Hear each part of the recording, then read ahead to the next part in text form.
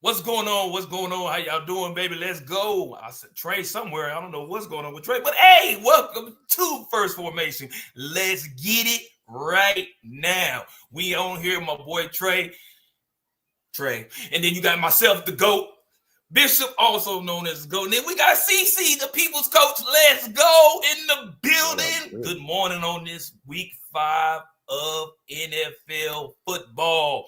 Let's get it. CC, what's up? Oh man, it's about to go down. Look, hey, no excuse list, baby. Let me tell you right now. No team got an excuse.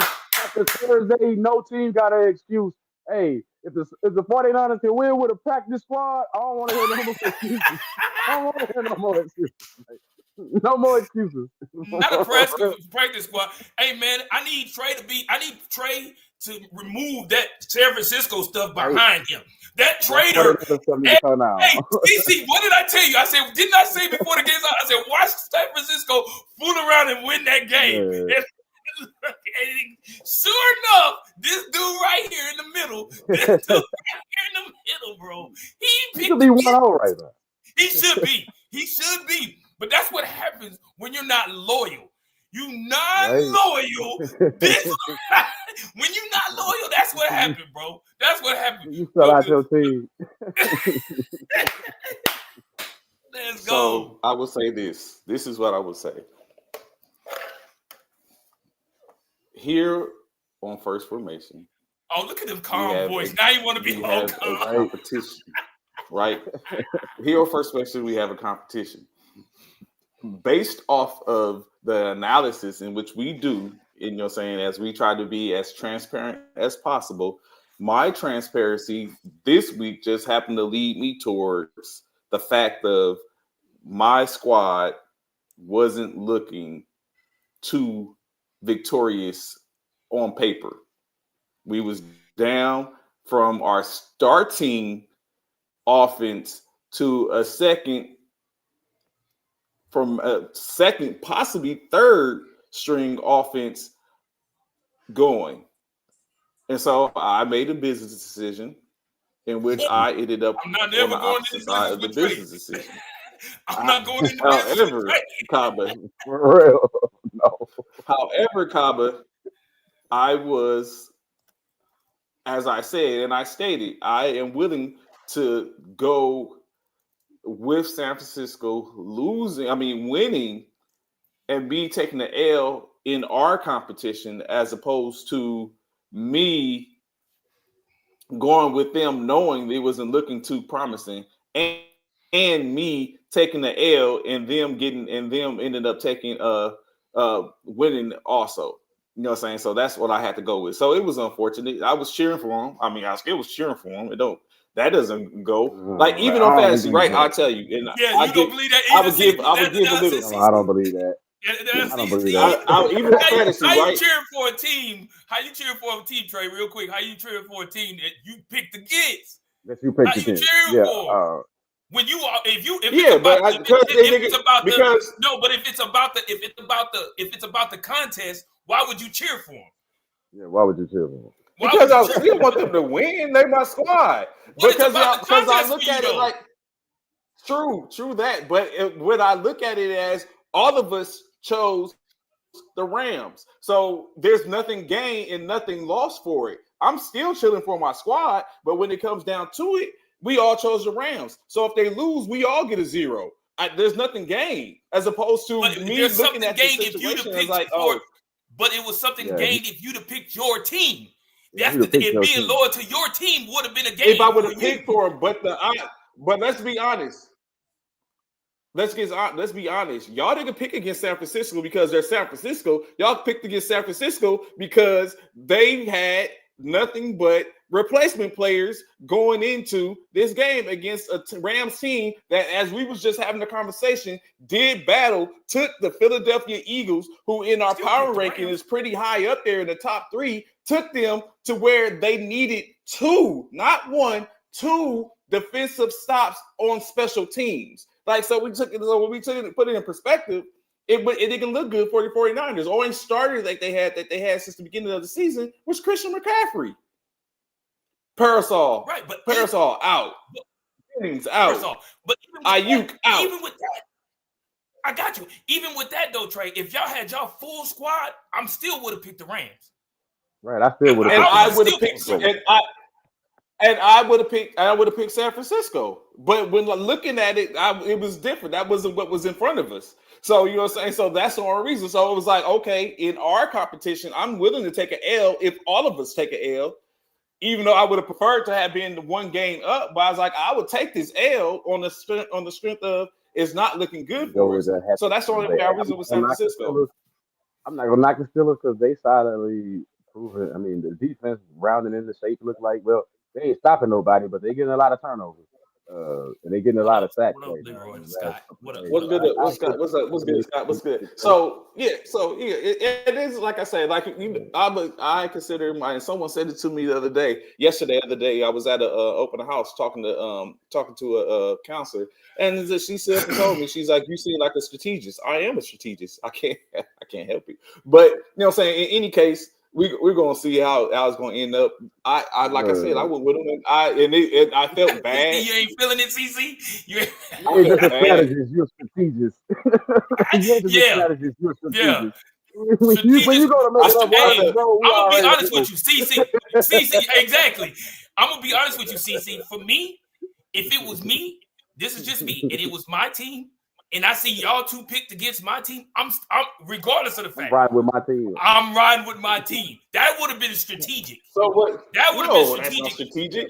That is strategic because I'm going against the grain. I'm taking a chance. That's strategic. I go against the grain. I go against the grain more than any of us. No, you do not. Don't. No, that's how. Yes, I do. That's how I say where I'm at. I go against the grain more than any of us. No, you only saying that because you a lot of times. I'm the only person on this panel. I'm the only person on this panel that's willing to pick against my team. Like that's transparency. I just said that. And that's what I just said. I'm the only person on this panel, and it's like every year. That don't make you strategic. Well, no, I'm not talking about that part. I'm not talking about that part of being a strategist. I'm a strategist. But what I'm talking about is I'm the only person willing to pick against my team, regardless of the simple fact of the matter. Because I mean, it doesn't take away the loyalty of it. Like, you know what I'm saying? I grew up around Bloods and stuff like that. You know what I'm saying? But just because I grew up around Bloods doesn't mean if I was from a Crip neighborhood that I wasn't getting, because I wear red. The 49ers is my favorite team. So it doesn't mean, you know what I'm saying, I denounced, or you know what I'm saying, or what the case like that. The crazy part about that game is it seemed like it was more 49er fans at that game than it was Rams fans. Like, how is that possible? What are we doing, LA? Like, hey, like the 49ers fans showed up. For real. Yeah. There was so much red out there. Battle of the Californians. Yeah. Battle of the Californians. I mean, come on, man. It was the game, like we said. I saw Bishop yesterday at football practice yesterday, and I was like, bruh, they came out and was throwing haymakers. Like, nah, we gonna get to the punch before y'all do. And I was like, okay. And it made me feel. I felt like I told him. I felt bad about the choice after the fact, but I was fine with it because I was like, we came out. I was cheering like, yeah, go ahead. I was like, I gladly wear this L this week for the most part because they came out until it started getting a little testy where we was up 17 to 6. Was it 17-6? We was up 17-6 going into the fourth or something like that. And then they start coming back. And then, but as we talked about it, matter of fact, let me get to that. We can see. As we talked about it, it's like this. The play calling in the last 2 minutes of the game was atrocious from our perspective, as we was in our chat discussing the fact that. Oh man. Bishop, as I find this, please go ahead. I'm gonna let y'all figure that one out, Scott. And you know what? You know what, Scott? You know what? This is what I'll say to this, because he just came on, like, we started the show 3 or 4 years ago, and he came out the gate, calling himself the gate go. There was nothing that could solidify that or anything like that. With that being said, out of the 3 to 4 years, who's had the best picks out of all? So the first year we didn't do picks. The second year you had the best picks. The second year, the third year I had the best pick, and we're currently in the fourth year in which currently you lead in the best pick. He said he so therefore, that's what makes me the GOAT. This dude right here, because he talked that noise about Pittsburgh a couple of weeks ago. I think Scott's still in his feelings. Yeah, he is because he know his squad is trash. He almost like the Cowboys. They ain't been shit in over a decade. It ain't been done in over a decade. Whoa, so that's why he's how the Cowboys get it to this? Because I'm saying he like the Cowboys. He likes the Cowboys. The Steelers are like the Cowboys. They ain't done nothing in over a decade. They ain't done nothing over a decade. The Steelers ain't done nothing over a decade. Watch him come up in here in a minute. He gonna talk about how many Super Bowls they got. Like normal Cowboy fans do. He gonna do it. Talk about how many Super Bowls they got. But they ain't. And you know what? As I hug up, y'all, if y'all see this piece of tapestry behind me, it basically has, you know what I'm saying, a Super Bowl saying where, you know, shout out to Cyro 5 Military Fraternity Incorporated, held me down last year at the Founders Day, and gave you this. So if you see, it has all our Super Bowls, all right? 5 Super Bowls, right? 5 Super Bowls. So when you look at this, and I was thinking about it as I put up, when you talk about the Cowboys, you talk about the Steelers, what they do is they have a history, right? They have a history in which they got bowls, they have rings. Philadelphia has just recently start to fall into that aspect of it to where y'all got 3 rings, or how many times y'all been 4? How many times we been, or how many we do? Yeah, we have? Y'all been 4 times, 3 times, 4 times. We got 2 rings. We've been 4 times. 4, so 2 and 2. So now in that aspect to me, it's just the only difference is it's more recent, but y'all are falling into the same type of in that same stratosphere. San Francisco has been 6 times, 7 times. They got 5 rings. No, we've been 8 times and got 5 rings, in which we lost our last 3. And with so I mean, it is what it is. 90s, Scott. Y'all been doing it since decades ago. That's Dallas has been what, 7 times? Dallas has been 7 times. How many times Dallas been? 8 times. 8 times. Got 4 rings, right? Or 3 rings. Got 5 rings. No, they got 5 rings. Dallas got 5 rings. So 5 rings, same as San Francisco, and then Philly, like you said, Pittsburgh, and let's be honest. Let's talk about. We talked about the other day. Although they don't have a ring at all. Pittsburgh been 8 times. The Buffalo from the Pittsburgh been 8 times, and they got 6. It's like a lot of teams tied at 8. The only team that's up top, New England, been to the most Super Bowls. They've been to like 11. Yes, New England has the record for most Super Bowls. With 7 Super Bowls, right? Right, with 6. They got 6. Yeah, but they've been the most. They have the most appearances. Right, they got the most appearances, but they've been 6 times. And then technically, when you sit up and think about it, they ain't got no rings, but Buffalo's been to a couple too. Like we talked about last week, the 4 back to back. In which some of the teams that we talk about dispatched them to get it. So only one could be live. So I mean, that's what we look at it. So it's just one of the things. But getting to what we was talking about, the 49ers that took on the Los Angeles Rams Thursday Night Football, in which San Francisco ended up being victorious 26-23. As we talked about on the Thursday Night Football Manifest, we discussed and said it wasn't looking good. We was like, this is like, how do we get like that? We talked about the whole situation when it comes down to are these teams training? Are these teams training properly? Like, why are we having all these? And this is across the board. We talked about the ACL pulls, the hamstrings, and this is stuff that happens. Shout out the NBA started their preseason. LA, y'all got to get together, bro. I can't go through another year like this. But I guess we'll get to that soon. But it led up to what it led up. So San Francisco, Mac Jones, and we're gonna ask, is Mac Jones? I'm gonna ask this question that y'all can think about before. Then when we get to it, answer it. Mac Jones, do we have a problem with San Francisco?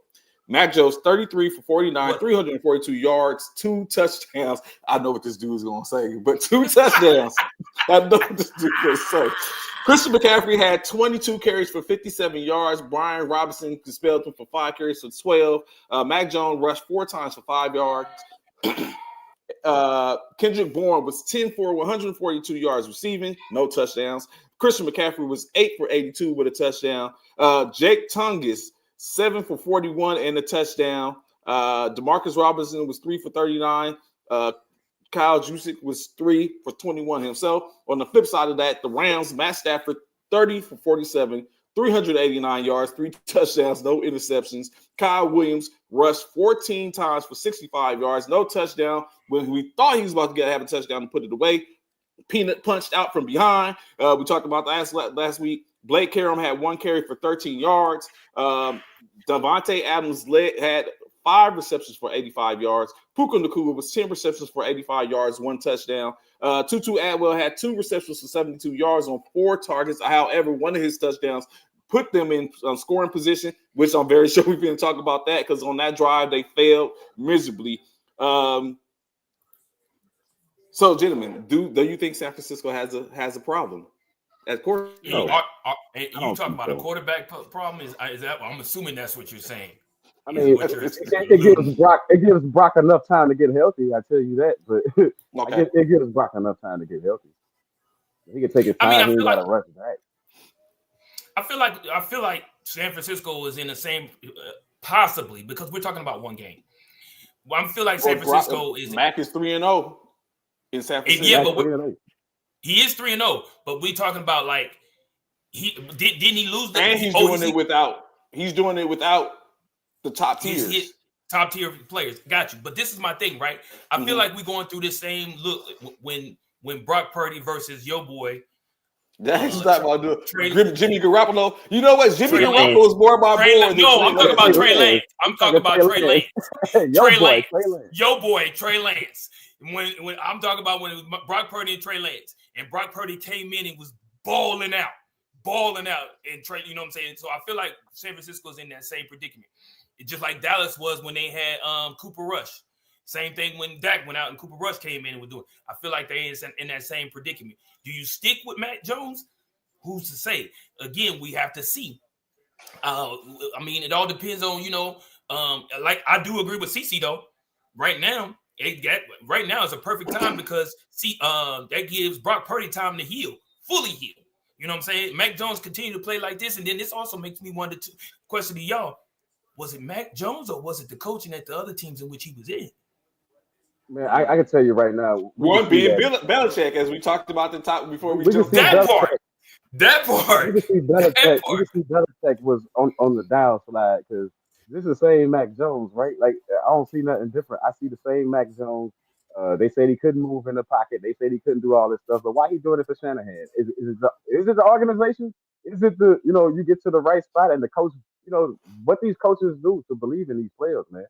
Like I'm watching Carson Wentz right now. Ball. I'm watching Dylan Gabriel actually play pretty good right now. Is it the coaches? So is it the play calling? Is it the play calling? It could be a plethora of things. You know what I'm saying? The play calling, it could be a lot of things. And when it's all said and done, CC, in my personal opinion, Scott, I do not agree with this and what you're saying. Yeah, because there's tape out there. Yeah, I was about to say that. Yeah. He's been on the Giants. He's been on what was the team after he left the Giants? He left some. Mac Jones was Patriots. And this is the thing. There's plenty of film on him. And his first year in the Patriots, he went to the playoffs. Facts, he did. He sure did. So this is the thing. It's film on him. I think just like CC said, and what we're having the conversation about is the fact that this dude. It's all. Sometimes I feel like it's about the coaching staff, whether or not a player is successful is made. Right. I totally agree. I think about coaching. People don't. I feel like people downplay the coaching part. In my opinion, I feel like that's the reason because even still, just looking at my team in particular, the Philadelphia Eagles. Last year we had 2,000-yard receivers in AJ Brown and Devontae Smith. 2,000. Both of them had 1,000 yards receiving. But and we still got that same team caliber, but we got different offensive coordinators this year, and neither one of them I think are over 500 yards receiving yet. And we in game 5, so offensive coordinators play a huge part in that.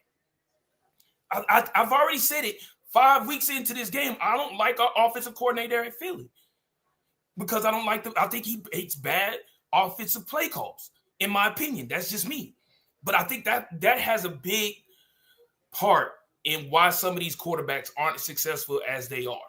Like, we're waiting to see this about Justin Fields now that he's in New York, the Jets. We're waiting to see if this is, is it Justin or is it the coaching that's been behind Justin? You know what I'm saying? Are we about to see now what Dylan Gabriel is doing right now against Minnesota? You know what I'm saying? He ain't at another team, but we're about to see because what? Dylan Gabriel took whose spot? Joe Flacco. Which Joe Flacco is a Super Bowl champion. He has a Super Bowl ring under his belt. But is it the coaching or is it the actual player? We're about to see. We're going to see. Only time will tell. So going back into the San Francisco game, it was actually 20-7 in the third. Oh, 27. In which Okay. It was 20-7 in the third, in which San Francisco started to relent that lead. Of course, they went on the Rams they went on a 16-point drop. Let's take into consideration something as well. The whole play calling might have been different, especially down in the last seconds. Like, we might not have even seen an extra point. I mean, a chance for overtime had San Francisco not blocked the field goal going into. The extra point was crucial. I mean, the field goal. We get the extra point. Yeah. So you know what I'm saying. So so that was crucial because that put them to where they was tied, and seeing had they even San Francisco went up by a field goal, the Rams was in position to where they could have just kicked the field goal to win the game. So they had to sit and play for it. Now back to what we was talking about. The last few seconds of the game, the last minute of the game, I stand correct. The last minute of the game, San Francisco received the ball with 1 minute and 8 seconds remaining in the game, up by 3 points. How did they give the ball back 10 seconds later? I don't understand. That was the first. That was the first play calling. Horrible play calling. Bad play calling. Went to where because even then the Rams had 3 timeouts. So it's like, why? How did this happen? Or maybe it was a bad play calling. Exactly. It was just they wasn't good because we talked about it in our chat. We was like, they are loading the box. Christian McCaffrey can't get. He's not going to get anything. They have to go back to what was working for them. So we fast forward a little bit. The Rams get the ball back. The Rams are in position, right? I'm getting ready to say it. Go ahead. No, they was in position. Bad play calling. Bad play calling. Why would you run the ball with the gentleman who just fumbled the ball to win the game for you? And you took a timeout. Really, Sean McVay? You took a timeout. I really thought they was going back out with the field goal. And he even said it. Bad play calling. He said it himself. Matthew Stafford was killing them. I'm like, man, if you go back he was picking them apart. One more time. Boy, if you don't throw that ball to Puka Nacua one more time, I'm yelling at the TV. What are we doing? Like, come on, bro. What are you doing? Like, you've seen Super Bowls being lost, in particular Seattle, Super Bowls being lost on bad play calling.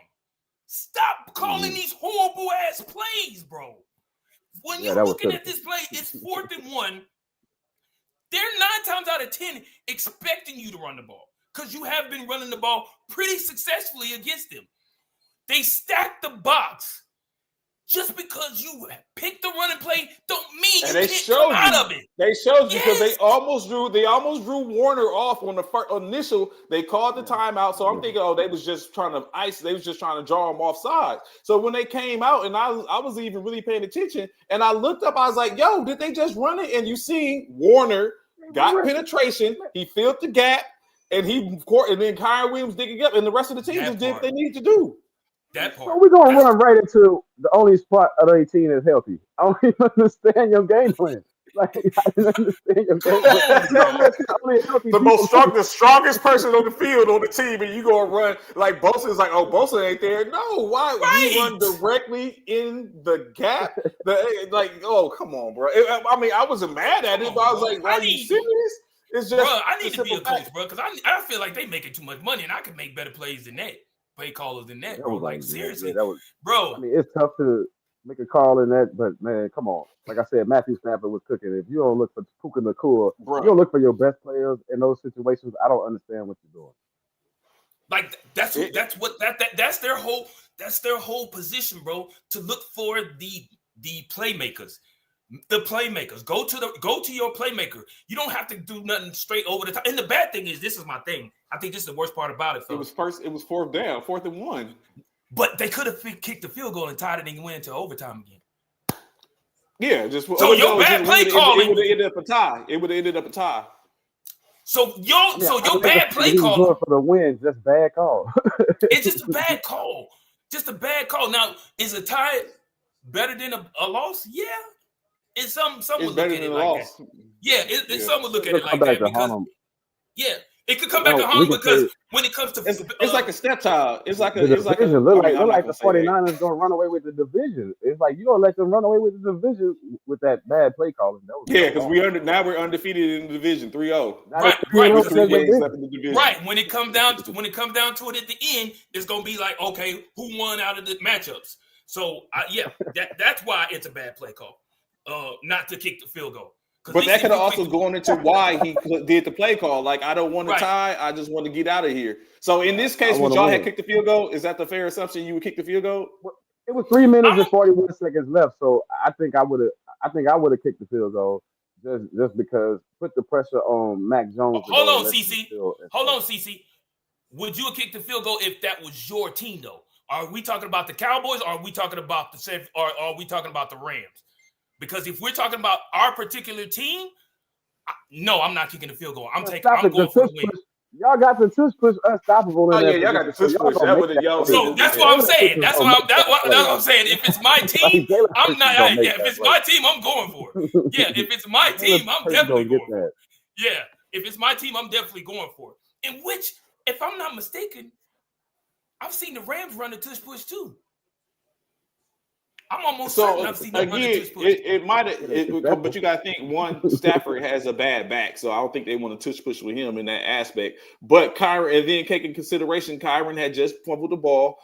We've seen it happen plenty of times to one of the biggest and strongest backs in Derrick Henry. So, but you would think that they would have just went with what they got down the field on. They got down the field with Atwell, Adams, and Nacua. And so I think that part, what you said, Nacua was that was red zone is Nakua's home, right? Then you know what I'm saying, those short intermediates and stuff like that. They was doubling Nacua. You got to think one of the plays they went down the field. You know what? They are looking. I was just about to say that Cleveland is looking like they came to play. Stefanski, 2-time player of the year coach, is Cleveland is looking good, bro. That was a good pass in triple coverage. Is Cleveland looking good or Minnesota looking bad? Right there, that was the quarterback. Man. Get that pass in there. That was an NFL pass right there to get that in there. Because it was between three defenders. It was between three defenders. And so looking at that, it's not like you said.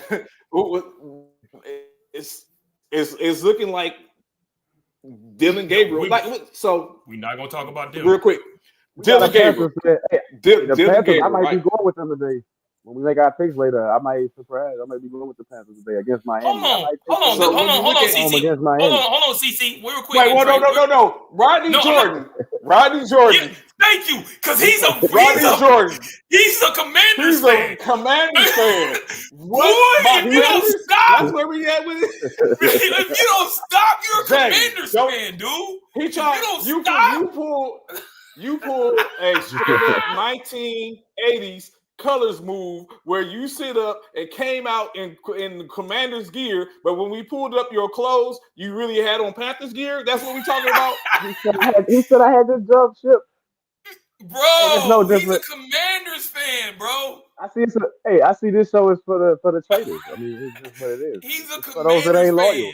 Dude, this is the disloyal show. He following in Trace's footsteps. I am still a 49ers fan. He's following in Trace's footsteps. I know. I have never. Y'all have never. It's already. See, that's why you know what? Because like today we have a PCS to North Carolina. Today we have a game, right? And so in the game, I assist Bishop in coaching his daughter and their team, which they are the Lady Eagles, the Philadelphia Eagles. And so it's been a couple of years, but now I have finally started to wear things that symbolize coaching for the Eagles. So I started to put on my shirt and stuff this morning, but then I thought, no, if I do that, I'm going to have to explain this. So just because when we coach the boys, our boys on the afternoon, our boys, which they have a bye this week, they're the 49ers. So that's the only time in which I had something different on. It took me a while. Like it was I had like mental conversations. Like if I was I had mental conversations with myself like, you're a 49er fan. It's okay to wear this. And but you're saying, is he a 49er fan, CC? Like really? I am a 49er fan. That's what I'm saying. Is he really a 49er fan? The last couple of years, I've been wondering. He said the last couple of years, not last few weeks. He said the last couple of years. I am consistent. Remember last year, he did the same thing. I know. And I did it the year before then. But the difference is it paid. And you know what? Last year, it burnt me as well. But you know what? I would take it because if it gives me an actual win in real life, then I take that. Just like I was getting ready to say earlier, fantasy football. 95% of the time, if I have a player on my fantasy team that is playing against my team, I remove them. I switch them out. However, I would not lie. I did this initially this week, but when I looked at what was coming out, I was like, oh man, they ain't got nobody. I put them back in. I put Kyron Williams back in. I put Puka Nacua back in, and it helped me because it got me some points. And before I forget, shout out to CC. He knocked me off convincingly last week from the undefeated ranks in our fantasy football in the first formation fantasy football week. So I want to shout out CC on that accomplishment. I'm talking about CC. I was running amok. Man. I was running amok. And I was ready. I just felt like I was running to another one, but he knocked me from the undefeated. It was a blowout too. It was like it wasn't just like a couple. Yeah. Like I look. You know how you go and look. I don't know. Last week was a bad week. I go back and look and see if it was some players that I could have played that would have made the difference that I could have made up. It was nothing in which I could have did in any case, form, and fashion. Like all his players was in their bag. So, you know what I'm saying? Shout out CC now. Because, I mean, when you look at it, the last 3 years in which CC has played in the league, he has been at the bottom part of the league. I don't know what he did differently this year because I think he's his division leader now. So, I don't know. So, maybe I might have to worry about something if I face him again. It's a long season, but yeah. I switched it up, man. Like this time I've been paying attention and you know what I'm saying, making the necessary adjustments and riding with the right one. But yeah, I feel you. I feel you. I sure feel you. I feel you. Told me right away. Hey, he act like he the only one got one of those though. He act like he the only one got one of those though. He ain't the only one. It don't matter. I got one. See, that's the year he started putting the years on it. He ain't putting no year on mine. I did. Yours have a year on it too. No, it don't. No, down at the bottom. 2022. Yeah, it do. Yeah, it do. Bishop won the first one, although it should be an asterisk. Coach Paris. Ain't no damn asterisk. Ain't no asterisk on that. Ain't no damn asterisk. No, no asterisk on that. Let's go. So getting back into it, right? As we say, I think was it halftime? He said you stop talking while you making Washington look bad. We got it in the chat, y'all. We got it in the chat, bro. A Commanders fan against a former Commander fan. Let go. So, of course, 2 minutes, just 2 minutes into the third. Right now, Cleveland Browns are up 17-14 over the Minnesota Vikings as they have their game going on in where are they at? In London. So I got you. He says next year. For sure. Definitely make sure we always you won't get one, don't worry about it. You won't. he just had to you won't get one. So going back to next week with another game, let's cover. We usually cover our teams, particularly last week, week 4, Philadelphia faced off against the Buccaneers. He said he's a hater. I'm not a Bishop. hater. So what would you say for y'all last week versus the Buccaneers? The Buccaneers, right? It was a lot like the game in which we talked about on Thursday night with the 49ers versus the Rams. We came out on all cylinders, hitting it, bow, bow, bow, bow. You know what I'm saying? And then all of a sudden, here we go. We know we have an upset AJ Brown and things of that nature, and things are just not. When it's all said and done, we tried to go because Jalen was cooking the first quarter, cooking, and I had to leave because we had our games last week, and so I was listening to the game through my metas, and I was hearing everything play out, and I was like, really? We didn't let them back into this game? Which I expected that. That's Baker Mayfield. A lot of people sleeping on Baker, but I told y'all how I feel about Baker Mayfield. I think he's doing great things out there at Tampa Bay. And they got back into that game. But come to find out, I wasn't watching. I was only seeing the game. Come to find out, the second half, the reason why we allowed them to get back in the game is because we're trying to get A.J. Brown touches. And with us trying to get A.J. Brown touches, almost cost us the game. You know what I'm saying? So right now, I feel like, again, the offensive coordinator for the Eagles, excuse me, need to dial up better plays for A.J. Brown to be able to get him some touches. Because you just running these simple routes and stuff like that is not what it is, bro. Everybody knows A.J. Brown is a premier receiver in the NFL. You can't just simply just run. They got a man over top of him and underneath him. So guess what? It's going to be very, very hard for you to get the ball to A.J. Brown. You have to come up and dial up and figure out plays and ways to get the ball to him. Fortunately enough for us, we got the win against the Buccaneers 31-25. But the fact of the matter is it was a close game. And we was well into that. We was well into digging into the Bucs that first half. And I know how we got off the pedal because we wanted to, get A.J. Brown some touches. But that's just that we got to do better. Yeah, I'm just gonna put this out there. All the hype was about, the Bucks make all these comebacks, Baker Mayfield making all these comebacks.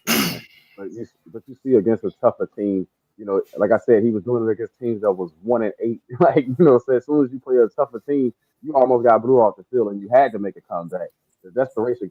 I don't think the Bucks, for me, it says a lot about the Bucks' character that they keep fighting in games and they keep playing in games, but you ain't gonna win a lot of games like that if every time you're trying to win in the last few minutes. I expect the same thing to happen to the Eagles at some point. It's gonna catch up with you a few games, and as soon as I'm wondering how the Eagles gonna respond when they take their first L of the season. Like, is that gonna be a collapse of cards? Like, is one loss gonna send the team into a spiral? We seen it happen with them before, right? When they was like 10-0 that one year, and then they lost 5 games in a row or something. And it almost derailed the team. So I'm just wondering, with A.J. Brown woofing, is that gonna send them in a spiral? Crying on the basketball court, huh, there, Bishop? Hey, this is a dude that doesn't play no sports. This is a dude. Yeah, because this is me and Scott was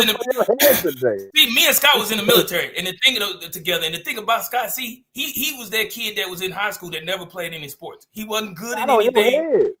He wasn't even good at anything. You know what I'm saying? This dude was never good at anything. So the best way he could do anything is to hate on somebody who was. So he could never. Scott is 5'3". So he couldn't play basketball because they had a height restriction for those who was under 5'5". So he couldn't play basketball. He couldn't play football. He had no speed. The dude was slow. So he couldn't play football. Only thing he could probably do was run, but he was slow at that too. So, I mean, this dude. Gave you props. He said you was an awesome receiver. He talked about A.J. Brown. He talking about A.J. Brown's awesome receiver. He ain't talking about me. Because he wouldn't know. He wasn't never on the field. He's a spectator. He was watching from the stands. He wouldn't know. But you know what I'm saying? The thing about this, that's just what it is. But we're not finna sit here and entertain nonsense. So see, I told you talking about A.J. Brown. We're not sitting here talking about nonsense. So I know this dude. In y'all's opinion, yeah, is Emeka Egbuka the rookie of the year? offensive rookie of the year so far, front runner in your opinion? I mean, so far, Yeah, but it's he what has to be 4 games in, 4 5 games. Yeah, games about to in. be 5 games in. Yeah, I he has think to be. that he's probably the one that's holding down the team right now. But of course, Godwin is on his way back. They are currently without Evans due to injury, so we're definitely going to see how that goes. Going into the other game, so far the first game to end in the tie this week. CC, your Dallas Cowboys. What can you say for the Dallas Cowboys, CC? Man, I said this before, but I'm gonna put this out there, man. I agree with Michael Irvin with that clock runner thing. Hey, whoever was running that clock, 1 second, that's supposed to be zeros. It ain't supposed to be no 1 second left on that clock after what Jordan Love pulled. Like that was a foolish play by Jordan Love at the end of that game. He should have cost them that game, or at least the ref, the official would have had to say, "Hey, put a second back on the clock, bro. This should have been zeros on that clock." Like no Yeah, way you let that happen in your own building, the home team. Come on, home team, show a little bit of love. The clock management, the clock runner. But other than that, hey, we proved that we can play ball offensively. We still got nothing defensively, and now you got to start to question Green Bay's defense. Though all that hype about how good Green Bay defense was supposed to be, they ain't looking that hot. they They ain't looking not. that hot. And I They will not. say They this really though, not. they cheat for players that they want to cheat for, man. Hey, Dak made it back to the line of scrimmage, and they still gave Micah a sack, man. See, I don't like some kind of odds. They just gonna give that man whatever he want. Don't do that, Man, CC. Don't be like that, CC. for real, I Don't thought be you had like to that, answer that. CC. Stop it. He made it back to the line of scrimmage, bro. That's not a sack, bro. That's what I'm saying. That's not a sack, bro. You know what I'm saying? Don't be like that, CC. Don't I thought a sack after is a sack, whether it's a loss. loss or not.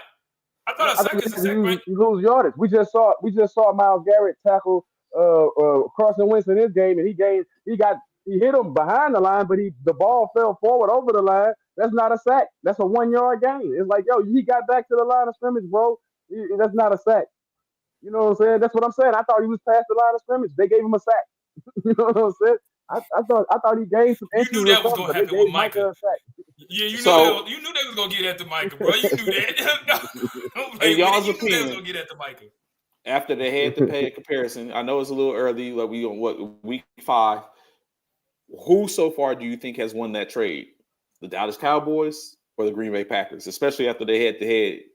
It's no one's won the trade as of yet. Right now, to me, it's even. Right now, I haven't seen anything. Yeah, me too. You know, it's even. Because was there anything that Micah did in that game that would have been detrimental to to Dallas getting that W, or end up like I didn't see anything? I mean, like we just talked about, he chased Dak down from behind, but I mean, man, that's no different. I will say this. He was the only one getting a little bit of pressure. The rest of them dudes wasn't getting no pressure on Dak.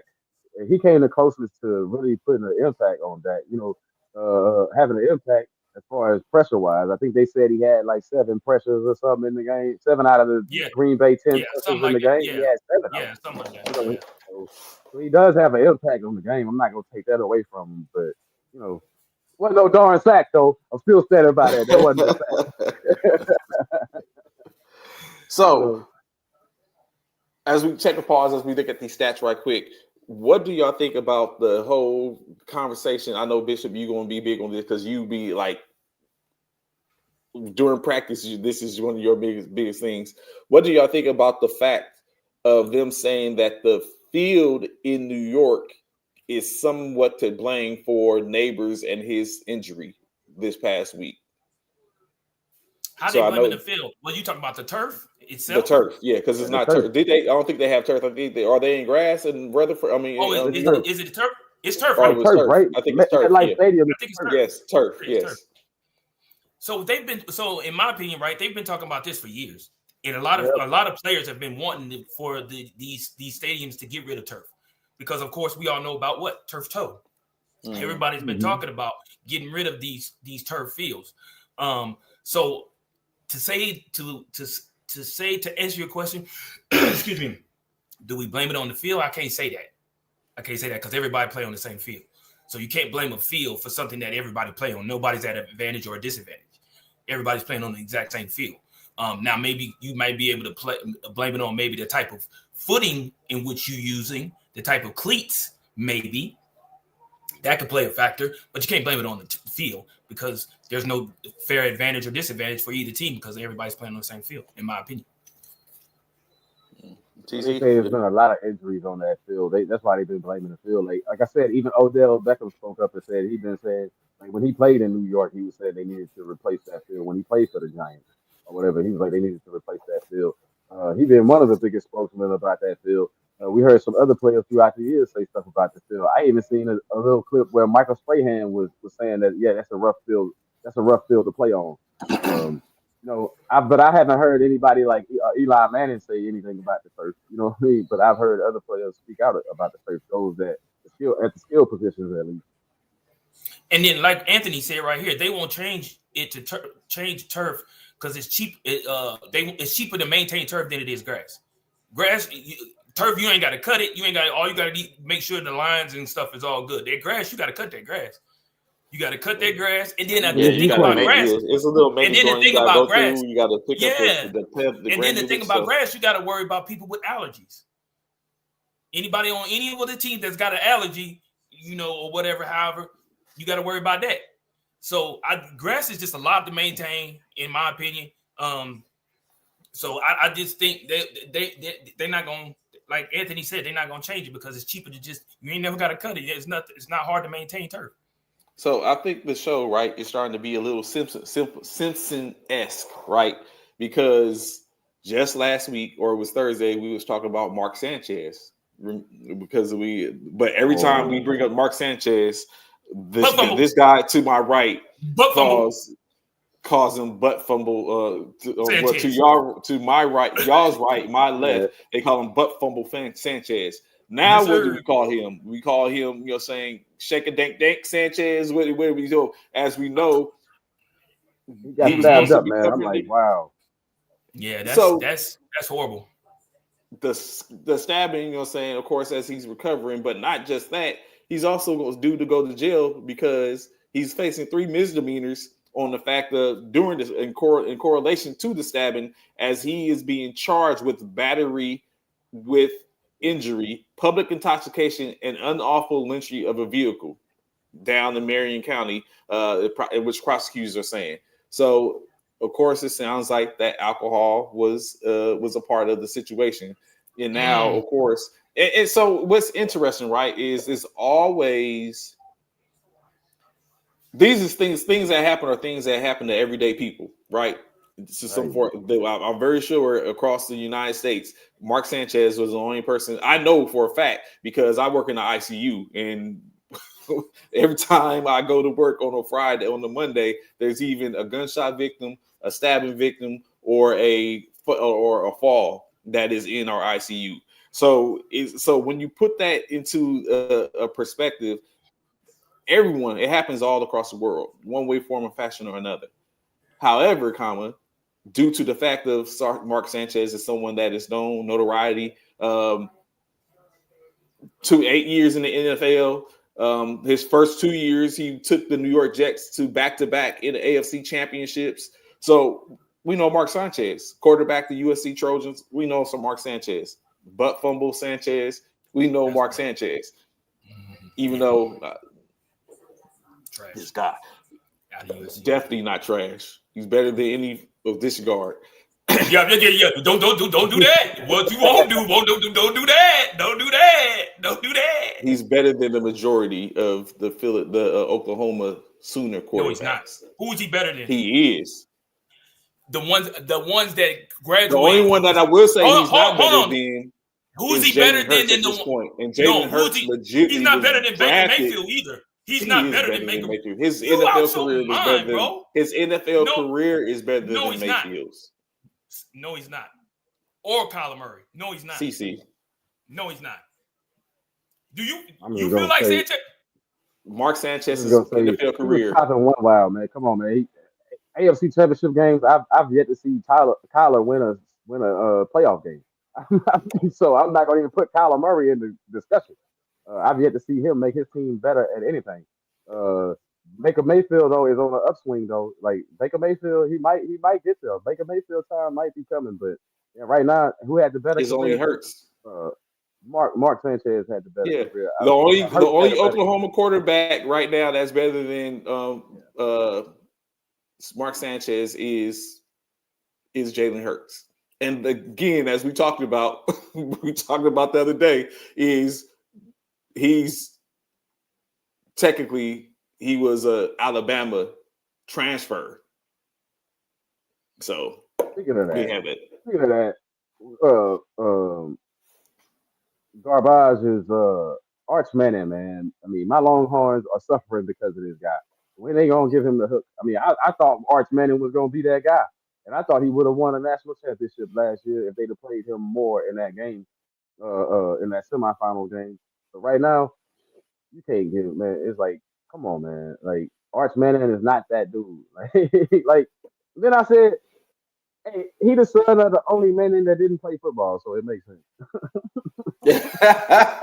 That is a good exception. That is a good way to look at it. He is, he tried to slide there, in there. So let's get a couple more games before we get into the actual this week that's coming up. As we know, two teams are But I out want this to say week this. on bye. I want to say this. Yes. A game that I don't know if we're gonna talk about, but that Chiefs Well, we can Ravens talk about game, it. man. How sorry are the Ravens, Trey? Like they completely even fell off. Like they 1-3. How sorry are the Ravens?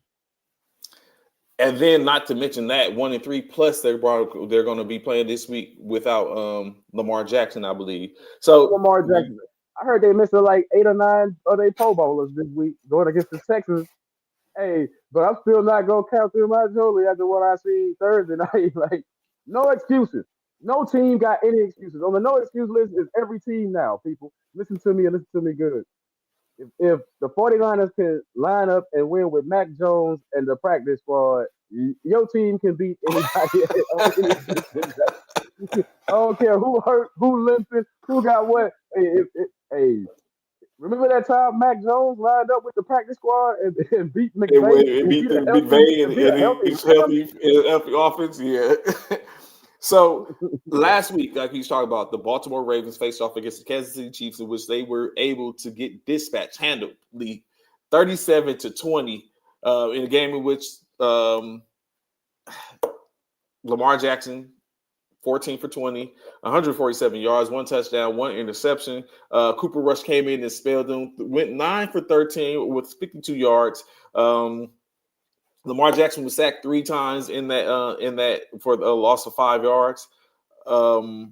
Justice Hill came in and did considerably better than Derrick Henry, rushing 3 carries for 76 yards. Of course, we know his longest was a 71. When you break that down a little bit, it becomes a situation to where he basically, his other 2 carries was for a total of 5 yards. Lamar Jackson was 6 for 48 on the night. Derrick Henry, 8 carries for 42 yards. Receiving, Zay Flowers, a 7 for 74 yards off of 8 targets. Justice Hill had 5 receptions for 41 yards and a touchdown off of 6 targets. Mark Andrews was 7 for 30 off of 8 targets. Rashad Bateman, 1 reception for 24 yards off of 2 targets. Derrick Henry finished with 2 receptions for 16 yards off of 3 targets. On the flip side of that, we know Patrick Mahomes is starting to get his Avengers back together. I don't know what happened to Bishop Scott. I guess he probably, I don't know, maybe he'll be back on. Patrick Mahomes was 25 for 37, 270 yards, 4 touchdowns, sacked 1 time for 6, loss of 6 yards. Xavier Worthy's back. He had 2 carries on 38 yards rushing the ball. Isaiah Pacheco had 7 for 35 on his night. Kareem Hunt was 13 to 34. Rashad had 4 carries for 9 yards, and Patrick Mahomes carried 4 times for 5 yards himself. Worthy, 5 receptions for 83 yards off of 8 receptions. For 8 targets. Travis Kelce was 5 receptions for 48 yards off of 5, not missing a single ball. Hollywood Brown, 3 receptions, 38 yards, 1 touchdown off of 5 targets. Juju Smith-Schuster was 4 receptions for 36 yards, 1 touchdown off of 6 targets. And the other touchdown came 2 receptions for 13 yards for Isaiah Pacheco off of 3 targets. Basically, Patrick Mahomes is doing what he does, throwing all over the field. Was this CC? I mean, we know, like we said, we know Lamar went out. Was this a situation to where Andy Reid just out-coached Harbaugh, or was it just that time? Are we going to start to see a different Kansas City team now that Isaiah Worthy is back? At some point, they're going to get back Rice. What do you see possibly happening? What I saw was one team was more desperate than the other one to get a win. My problem with the Ravens this year is they've been playing cute. Like Lamar not taking off when he should take off, like he normally would take off. So I don't know if he had an injury before that. But we saw it in the Detroit Lions game where he took 7 sacks. That's uncharacteristic for him to be taking all those hits in back there like that and not using his legs enough or whatever. But also I saw a determined Kansas City Chiefs players. I don't know if it was the play callers, but I saw the players playing better. Xavier Worthy, he changed the whole dynamic of the game because they didn't have anybody that could match up speed wise with him. So it opened up the field for Juju and the rest of those dudes to make some plays underneath. And then neither team really. Well, the Ravens run game, I'm disappointed in that game. I know the guy had a 71-yard run, but I'm disappointed in the overall. Derrick Henry was standing on the sideline most of the game. If you saw that game, it was like, was he injured or was that just we getting blown out? I still felt like you had time that you could use the run game to get back in the game early on. He was on the sideline a whole lot in that game. Do they not trust him with the fumbles? I mean, I don't know what message Harbaugh was sending, but man, Harbaugh might want to think about a different squad after this season if they don't do nothing. You know what? That's a good. You say that, CC, and I wonder: is it? Do you think? I mean, of course, they're not going to be. They wouldn't be able to move him now due to the fact of that contract. But is that something which is you think is the same for Lamar Jackson? Is he probably playing out that his welcome in Baltimore, and maybe does he need to move on to another team to get over that hump? I think for Lamar, you locked in there, bro. You locked in, like for the next few years. But I think I know they probably won't move away from Harbaugh, but let's just face it, man, it ain't worked like they thought it was going to work. Like early on, you ran him to death. You ran Lamar so much because you didn't have receivers. Not that you got decent receivers, you still ain't got the best receivers on the planet, but you got Correct. decent receivers. And now your problem is you can't block for them. Like you having all these issues. I think a lot of teams are running into that. We've seen Kansas City not out the woods yet, but you see what's going on is you pay 1 or 2 guys all that money, but then you don't have money to pay for an offensive line. You know, now we know why Brady was taking all them pay cuts all those years, people. It's just to keep an offensive line to stay upright, to be able to perform in the pocket and to be able to perform in big games. It's hard to do that when one guy got all the money, man.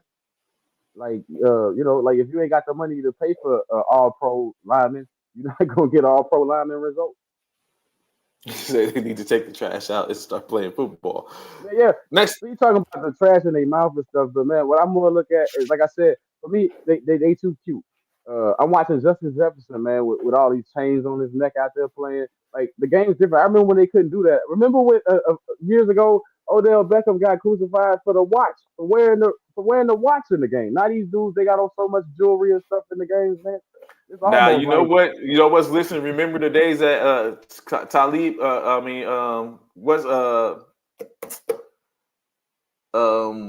Damn. When he used to snatch the chains, the cornerback that used to snatch the chains off his receivers whenever he lined up for play for Denver. What's his name? Yeah. That's what they did. Aqib. So you used to snatch them off if they played. It's coming off. So I mean, maybe you get back to that type of stuff. I'm very sure all that stuff is insured, but it's just a simple fact, right? Next up, another game. Let's talk about. We talk about upticks. Do you think this is a fool's gold, or is it truly he's starting to evolve? The Chicago Bears got yet another W with a 25-24 win over the Las Vegas Raiders. Now, could this have been just a fact of who they played against, or is Caleb Williams starting to get into a groove? 22 for 37 for 212 yards, 1 touchdown, 1 interception. Geno Smith was 14-21 for 117 yards, 1 touchdown, 3 interceptions on the flip side of that. DeAndre Swift carried the ball 14 times for 38 yards and 1 touchdown. Ashton Jeanty for the Raiders, 21 for 138 and a touchdown.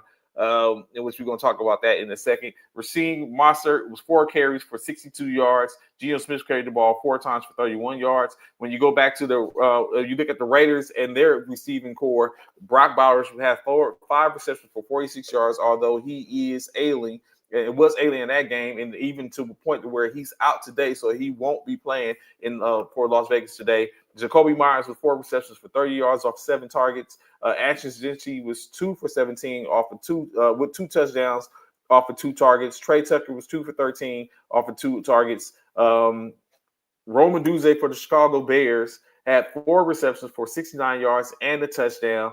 Cole Kmet was 3 for 46 off of 9 targets. Zacchaeus was 5 for 41 off of 6 targets, and DJ Moore 4 receptions for 38 yards off of 5 targets. There's a couple questions I have in this. Is Chicago and Caleb Williams going to be formidable in your opinion, CC? No. He said, "Who's gold?" No, I mean you playing the Raiders, and the Raiders don't look that good this year. Geno got a bunch of problems with his game right now. I wouldn't be surprised if they went away from him. I don't know who the backup is in Raider land right now, but I'd be surprised if Raider Nation stick with Geno. If Geno has a poor outing the next couple of weeks, I'm thinking they're gonna start switching the quarterback because it was clearly on. Man, that game was purely on Geno. When you going against a defense. We saw that with the Cowboys, man. Not up to the challenge. You played against a defense that's the Chicago Bears are not good defensively.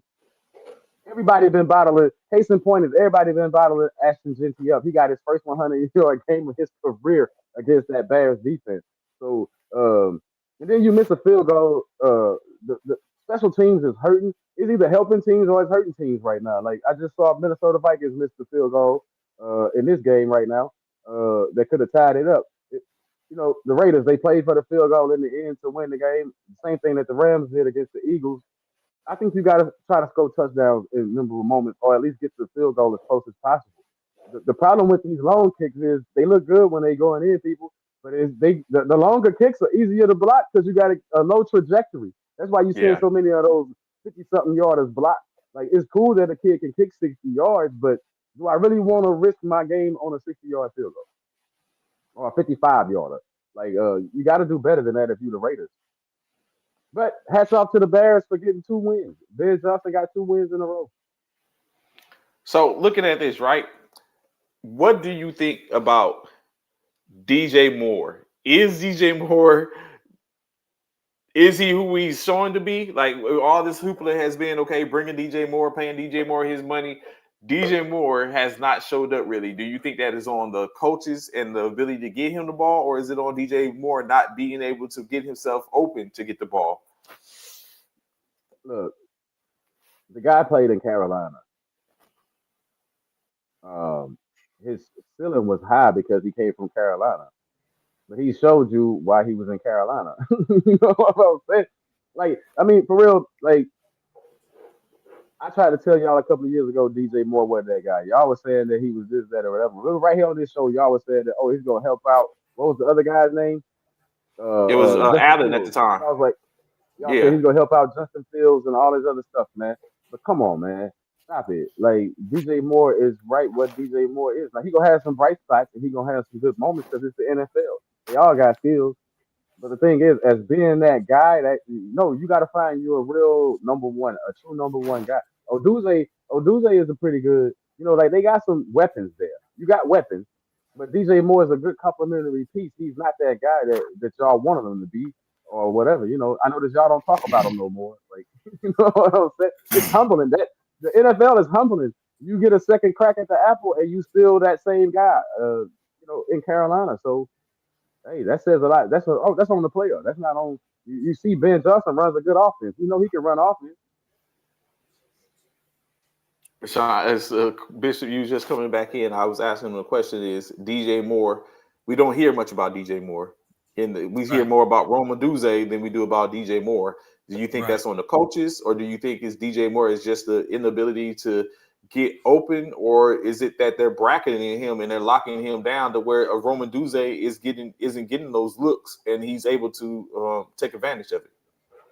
I think it's a lot to do with exactly the same thing we're having in Philly. You know what I'm saying? If DJ Moore is that guy, you need to find ways in your play scheme and your offensive playbook to get the ball to him. Whether if you send them out, like I saw a play earlier where Minnesota put Justin Jefferson in motion and put him in the backfield. And then they didn't hand the ball off to him like Dallas tried to do with CeeDee Lamb. What they did was they put him in the backfield. He came once he came into and as Carson Wentz hiked the ball, he came from the backfield and went out into the flats. And Carson Wentz hit him with a nice 5-yard dunk, and he got it like 7 to 8 yards after that. So you just got to find what you have to go into. You have to come up with plays. That's why you're an offensive coordinator. Come up with plays that'll be beneficial to get the ball into your playmakers' hands. And that don't mean running him with the ball. Dallas. You find ways to get the ball. This Judkins kid is having a game today. Boy, isn't he running his ball, CC? He is running his ball, bro. But then again, look, Minnesota having problems with turnovers. What's wrong with Minnesota's running backs? These cats can't hold on the ball to save their life. Yeah, I don't know what's going on. I'm surprised. And then special teams, you got to tighten that up. Like as good as these kickers are, man, they missing a lot. It seems like they miss a lot of field goals. That too, yeah. You know, missing field goals. Good save. Moving on to another game. The touchback. Oh, his foot was on the line. It was a touchback. The current team that doesn't have a win, that team being the Tennessee Titans, faced off last week against the Houston Texans. The Houston Texans were able to blank them 26-0. Let's talk about Cam Ward. 10 for 26, 108 yards, 1 interception. Is this his fault? Is this his talent? Or is it just the team? What do y'all think is Cam Ward's ailments at this point early in his career? It's the team. I mean, you the number one overall pick. You the number one overall pick. You weren't going to the Super Bowl champions. I mean, you know what I'm saying? Like, Come on, it's the team. You got to build a team around him. Like, give him a little bit of time. He'll be all right. You know, right now it's rough, just because like you at the bottom right now. You got to work your way up from that. Like, I think they'll put some pieces in Tennessee to help him out, or a team will grow with him. You see some flashes, and then we saw the same thing with Caleb last year, right? You saw some flashes, and then it went downhill real quick. Same thing with Ward right now. He'll be all right. You think so? I don't know. I mean, bless you, Cam Ward.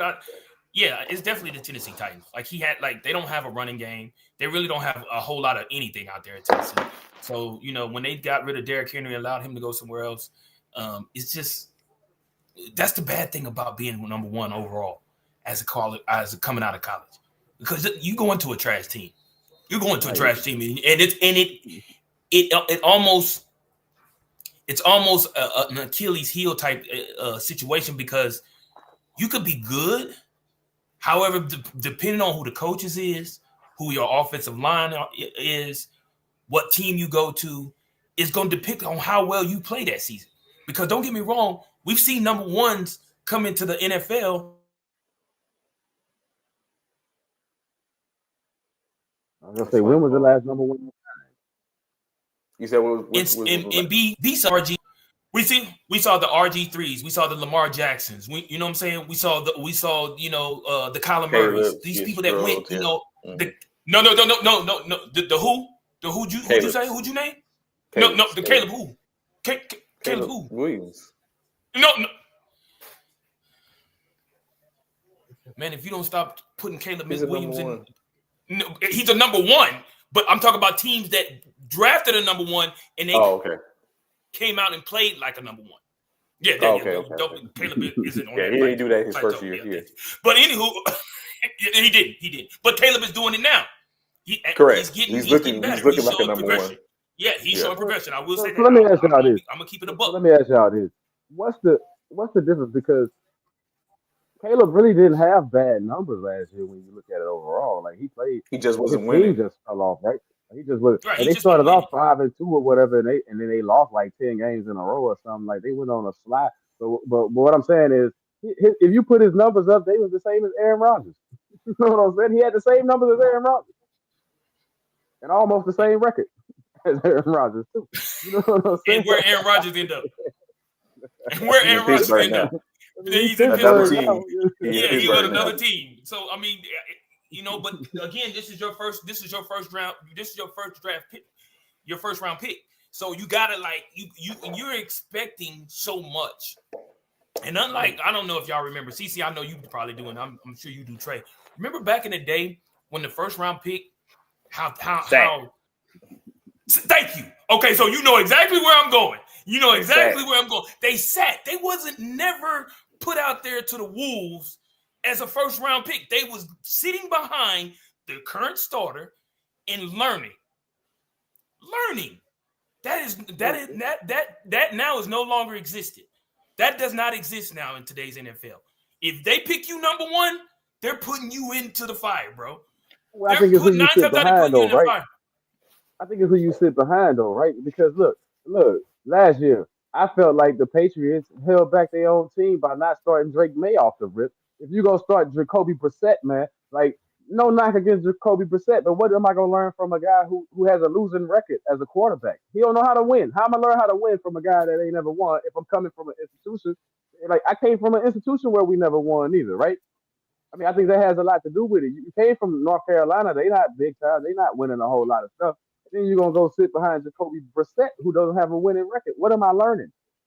So would y'all say potentially it's a fine line between that what your record says, but still you have experiences. So it's like, even though like we can sit up and go and play against someone that was the 12th man on a bench in a basketball game, we could go play against the three of us can go play against 12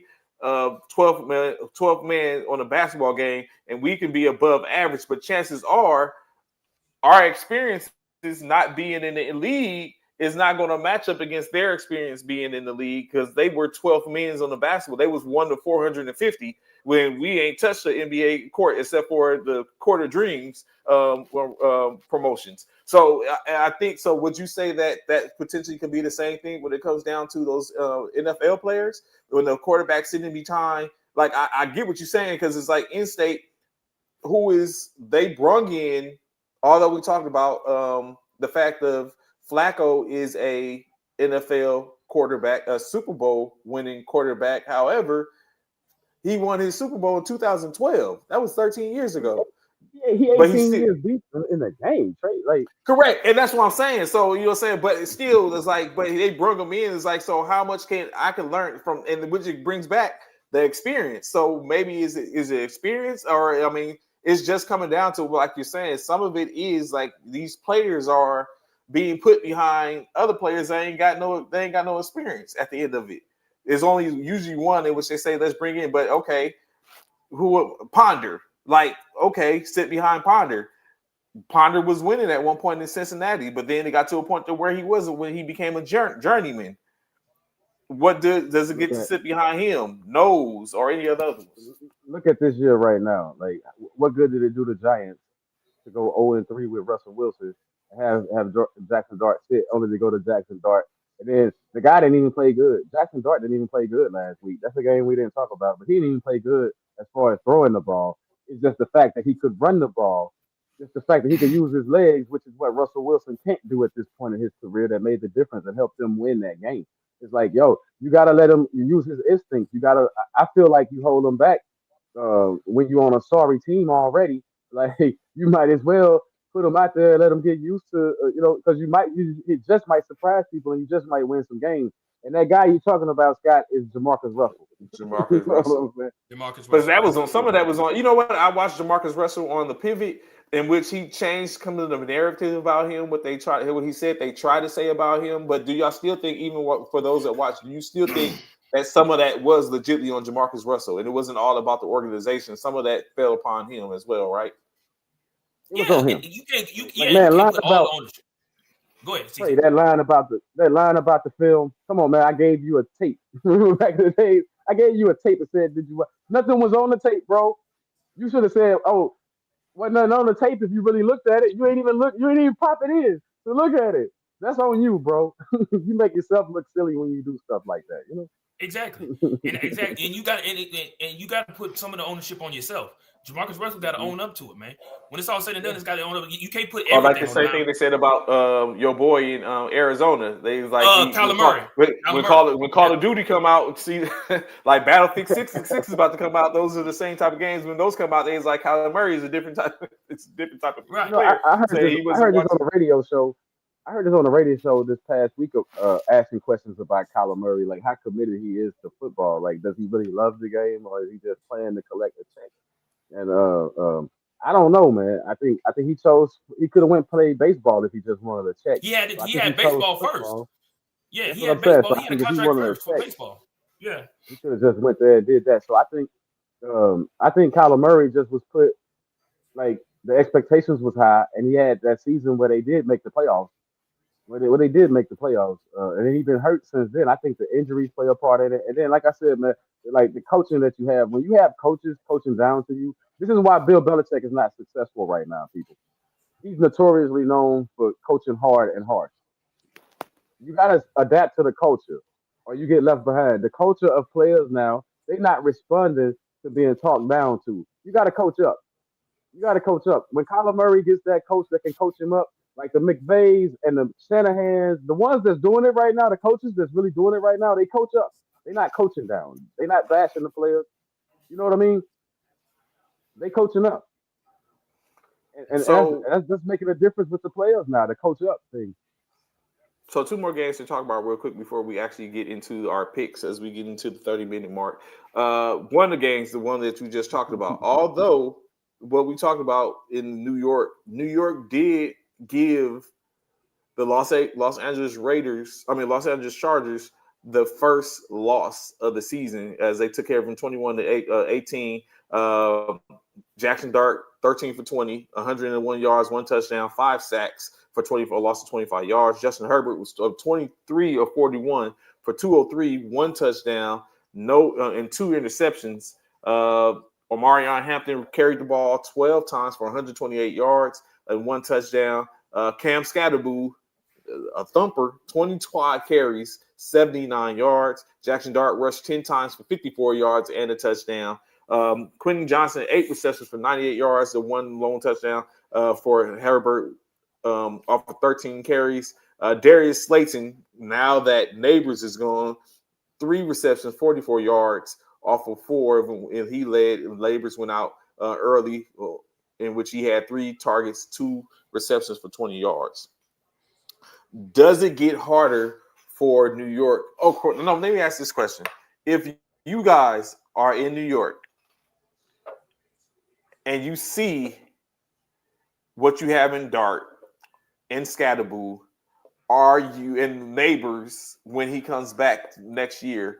Are y'all going to wait and continue to play the season out now and trying to just find what you are? Or are you going out to find a receiver, a formidable receiver right now to play the rest of the year and give up something? Where's Wan'Dale Robinson? Where's Robinson?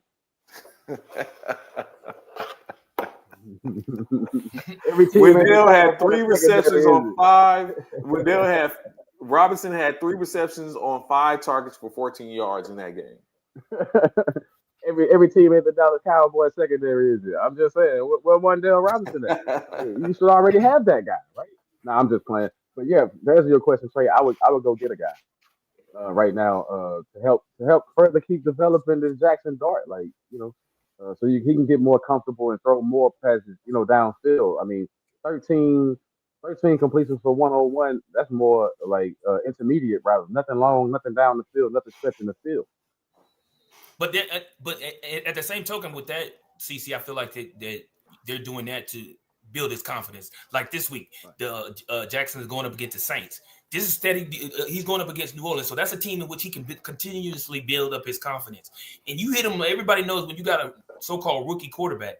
You know what I'm saying? You gotta do short and intermediate routes to build up their confidence, to know that they are able to play at this level and be able to be confident about their passing and about their throws.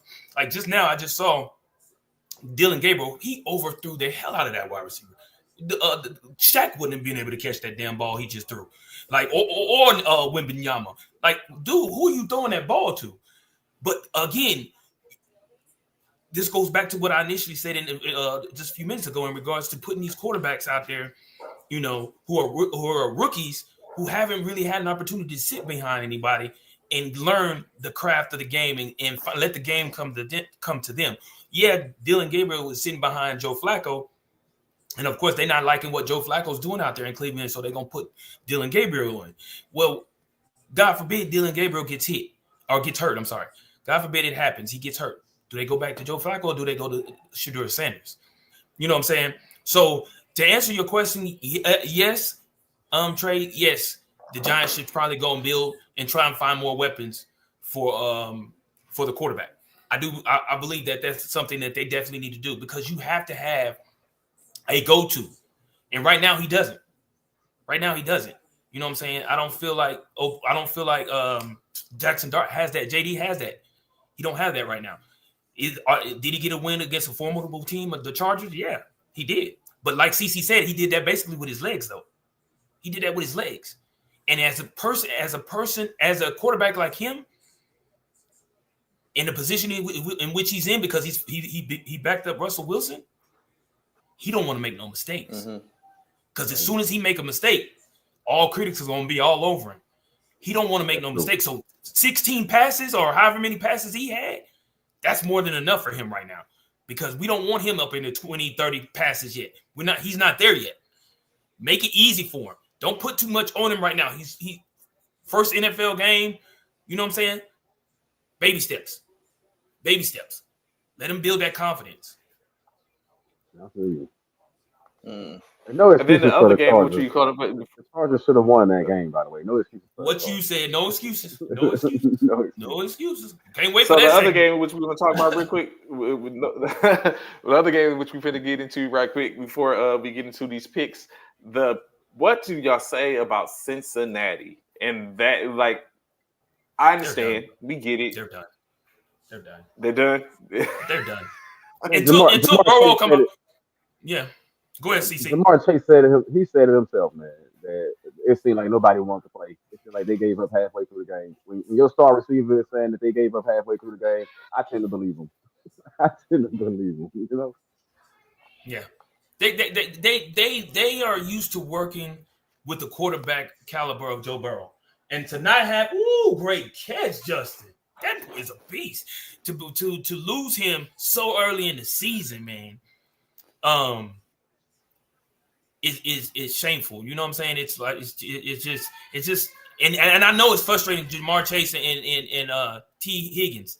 It's gotta be frustrating, man. You coming into the season, you looking for, I'm sure they feel like they're a team that's that's competitive and has the means to be able to go to a Super Bowl, and you lose your star quarterback.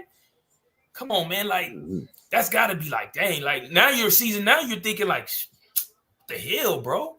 Like, what am I here for? Like, and not saying that's what they're saying. T. Higgins or Jamar Chase. I'm not saying that's what they're saying, but I know that's a feeling though.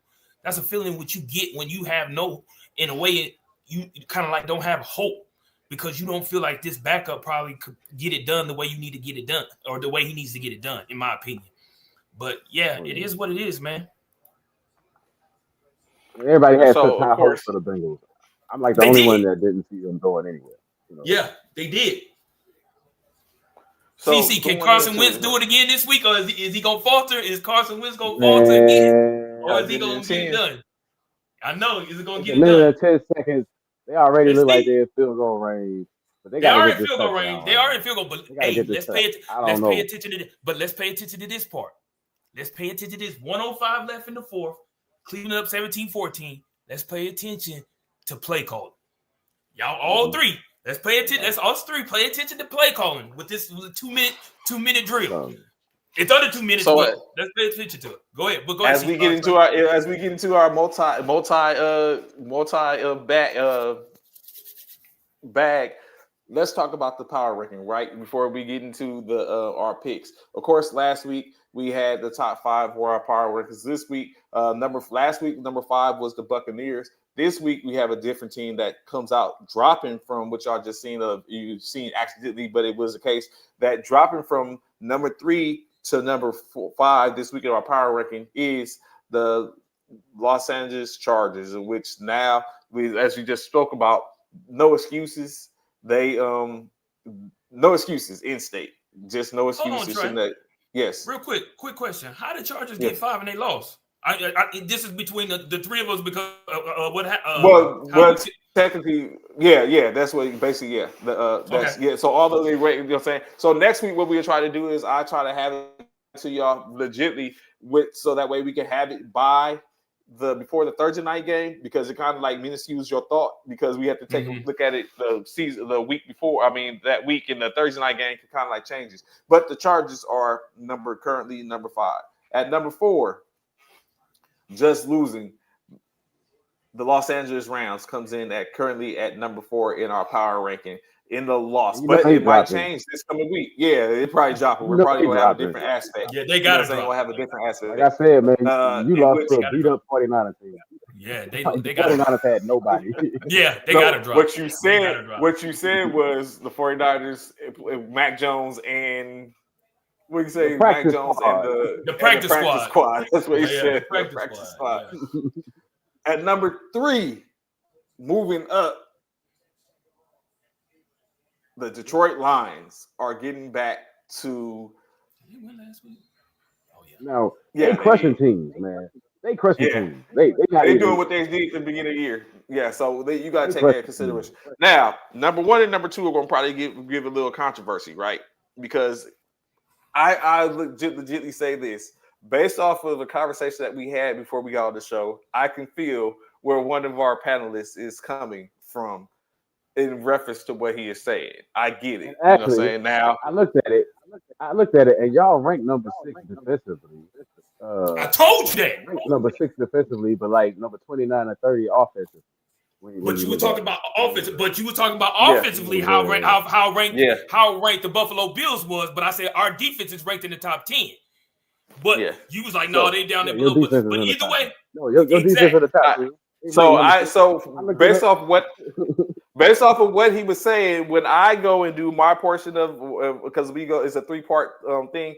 When I do my portion, I'm going to take that into consideration. Like you said, the strength of schedule, who they played, I'll take a look at that and go forth to potentially maybe. He brought up a valid point. Like the Eagles have played a rougher schedule than rougher schedule. He did, yeah. It comes. The reason it has legs is because the Eagles were the number 1 team in their division. So they're playing those other teams, or they're playing the top tier teams of those other divisions. I.e., San Francisco was number 5. It was number 4 in our division. So when we play those off schedules, we're playing the number 4s of the rest of the divisions. So so that's it is. So he did have a point. So that going forward, I would look at that. But in any case, this week for our week 5, the power ranking, the number 2 team is the Philadelphia Eagles coming in at number 2, and then of course by deduction, the Buffalo Bills are the number 1 team in our. So let me pull a.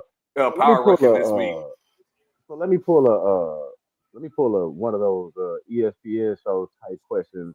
Touchdown! He did it. Who do you trust more? He did it. Who do you trust more?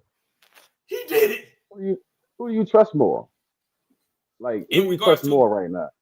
Do you trust Josh Allen or Jalen Hurts? Who do you trust more?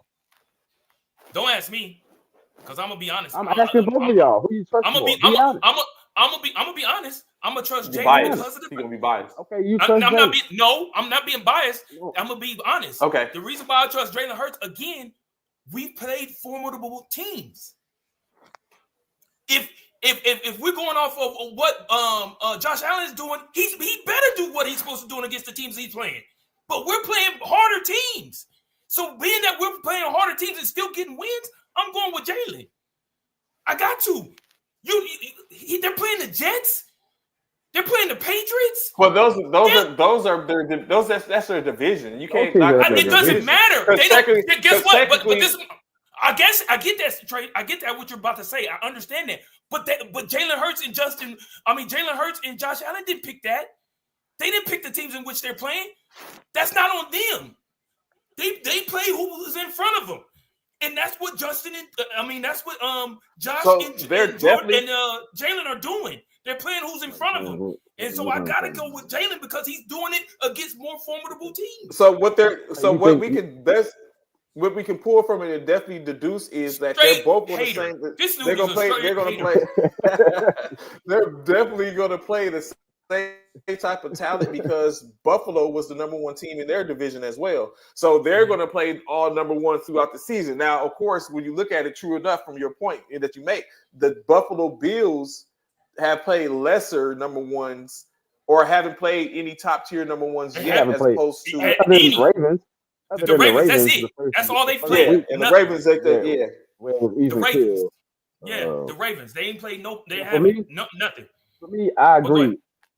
I asked that question because I agree. Like right now, I would take Jalen Hurts because Josh Allen ain't as good as he's been. He still ain't won nothing. Until he can win something or make it to the Super Bowl and stuff like that, then I got to ride with the guy that I see getting it done no matter what they ask of him. If they ask him to throw 5 passes, he throw 5 passes. You know, one thing about Jalen Hurts, he don't complain one way or another. That part. He's not complaining one way or another. Oh, I need to throw more passes. Oh, I need to stop running the ball. The guy just goes out there and does his job. So I got to give it to Jalen Hurts with a slight edge right now. But yeah, until Josh Allen can do something, yeah, then I got to say Jalen Hurts. I would trust Jalen Hurts more in big situations. So, as we get ready to get into these picks, the 30-minute mark is coming upon us. Right now, they ain't got no timeouts. Oh, they gonna have to. Right now, we look at 25 seconds left in this game, in which myself, Bishop, and CC all have. Hold on. No, it ain't 25 seconds. You're behind. It's only 7 seconds left in this game. 7 seconds. You're behind. Okay. 7 seconds. So real quick, y'all, just so y'all know, 7 seconds left in the game. The Dylan Gabriel just threw like a 30-yard pass. I think they're on their. I can't see exactly what they're on, but it's 7 seconds left. No timeouts for the Cleveland Browns. They're around the 50-yard line. They're around midfield with 7 seconds left. Yeah, they're at the 48. They're on Minnesota's 49. They're on Minnesota's 49. 49-yard line. Yeah, 49-yard line with 7 seconds left. The last play, this got to be the last play. And they got to score a touchdown. Oh, and they put no pressure. And he throws it up. And an interception. Minnesota come back to win. Hold on. We got a problem. I don't know if they called a timeout or something, but they haven't ended this game. There's no time on the clock right now, but I think Cleveland may have called a timeout right before the play. Looks like they called a timeout right before the play. Yes, Cleveland did timeout right before the play. So they're going to put time back on the clock, 7 seconds, and they're going to go for it again, it looks like. And then Minnesota's coach is pissed right now. But go ahead. As Bishop gives that play for us. First game, the Texans and the Ravens in Baltimore. Battle of the 1 and 3s in the first early window, gentlemen. CC, Houston's your home. Texans isn't your team. But who are you rocking with this morning? Lamar is out, right? Correct. He is out. Damn. That's a tough one. I mean, I heard a lot of the Ravens are out in this game. Is it? Oh, but I heard a lot of Ravens are out. But I mean, the Texans might be the team to take in this one. But after what I seen, I'm gonna go with the Ravens in this one.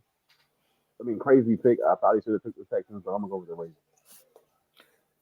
All right, here they go again. I'm taking Houston in this one as well. I'm taking Houston in this one. I'm going to give it to CJ Stroud, possibly able to knock it out and be able to come out formidable. Without Lamar Jackson. Who's the backup for Lamar?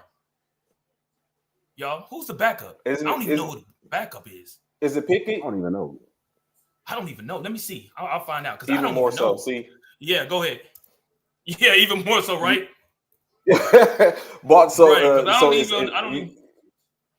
Bishop, Houston, Baltimore. Cooper Rush. Cooper Rush is their backup. Oh, right. Cooper Rush. Thank you. Thanks, Scott. Cooper Rush. Ooh. You know what? I'm gonna go with Baltimore. Cooper Rush. I was about to say Cooper Rush tends to Yeah, cook when I'm he gonna gets go with in. Baltimore. I'm gonna go with Baltimore at home. I'm gonna go with Baltimore. That's why I'm taking them I'm at taking- home, and the Texans ain't So look I good. look at it in that case, even with Cooper Rush, and we see what Cooper Rush has done in spelling quarterbacks.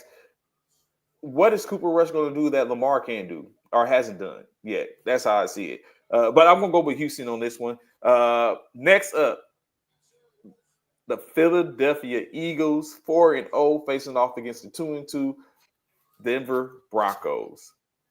Another early game. Although I know what this probably is going to be, I'm going to go ahead and ask it anyway. Don't ask Bishop, me. who you Don't got, do that. Philly or Denver? So y'all already know where I'm going. Fly Eagles fly. You already know what it is. I got to go with my Eagles. But I see a lot of critics, a lot of analysts are picking Denver to come into Lincoln Financial and beat us in Lincoln. Y'all got that really? Y'all believe in Bo Nix like that? Okay, y'all do that. I'm going with Philly, man. I'm going with Philly because just like CC say, our defense is still ranked 6. Bo Nix, get ready. Get ready. Yeah, it's gonna be an ugly game. I think it's gonna be an ugly game, but I'm gonna take the Eagles, and I say they're gonna win by like 2 points or something. It's gonna be weird. They're gonna win like 22-20 or something. Push this game away. For real. I'm gonna go ahead and keep that going with the trifecta.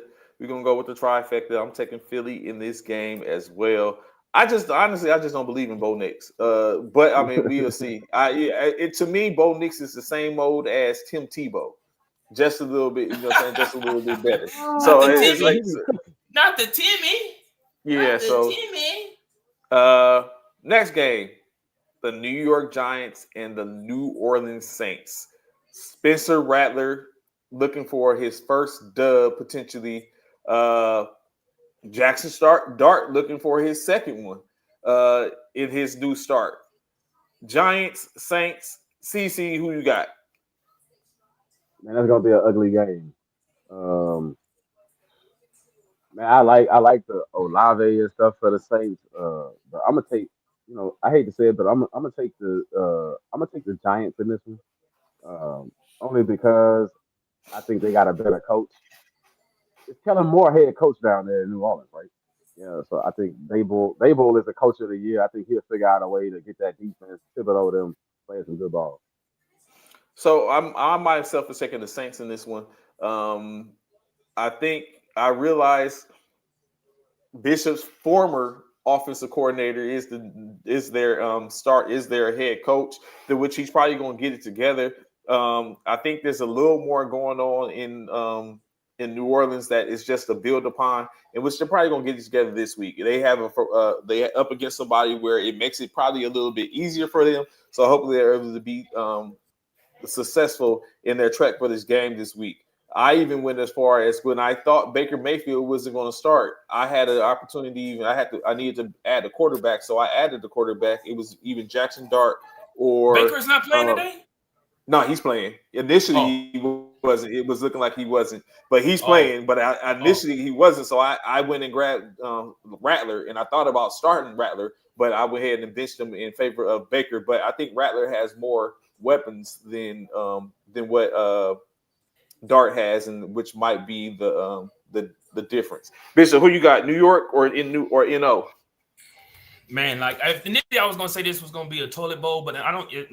Only because it was the Giants and Saints. But Jackson Dart, man, I think this is going to be a proving point for Jackson Dart. The Saints are just not hitting with Rattler. I don't think they're going to be any different this week. They just been not looking good in New Orleans. So I'm gonna go with the Giants, man. I'm gonna go with JD, and I think they're gonna get a win on the road, and it's gonna build his confidence, in which we spoke about earlier. So I'm taking the Giants. All right. Next up, the Dallas Cowboys will be traveling to New York to face off against Justin Fields, Coach Aaron Glenn, and the New York Jets. CC, do the Cowboys get another dub, or does the Jets another dub? Because they tied the last one. They tied the last one. Yeah, they tied the last one. Do they get another dub? Yeah, they tied the last one. We need to just win. I'm going Cowboys. We need to just win. I don't think we're gonna just walk over the Jets. They got a good defense. But I think the way Dak been playing, Yeah, I'm taking. My odds are on Dak Prescott to run out of win and MetLife. Bishop, you riding that train?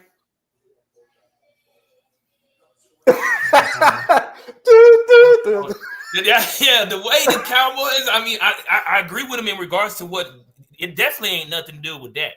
And Dak is playing lights out. Dak is definitely playing lights out. But what I saw from Justin last week, what he did on that one run, that Justin, and they playing in New Jersey, I'm gonna go with the Jets, man. I'm gonna take an upset. I'm going with the Jets. I'm gonna go with the Jets at home.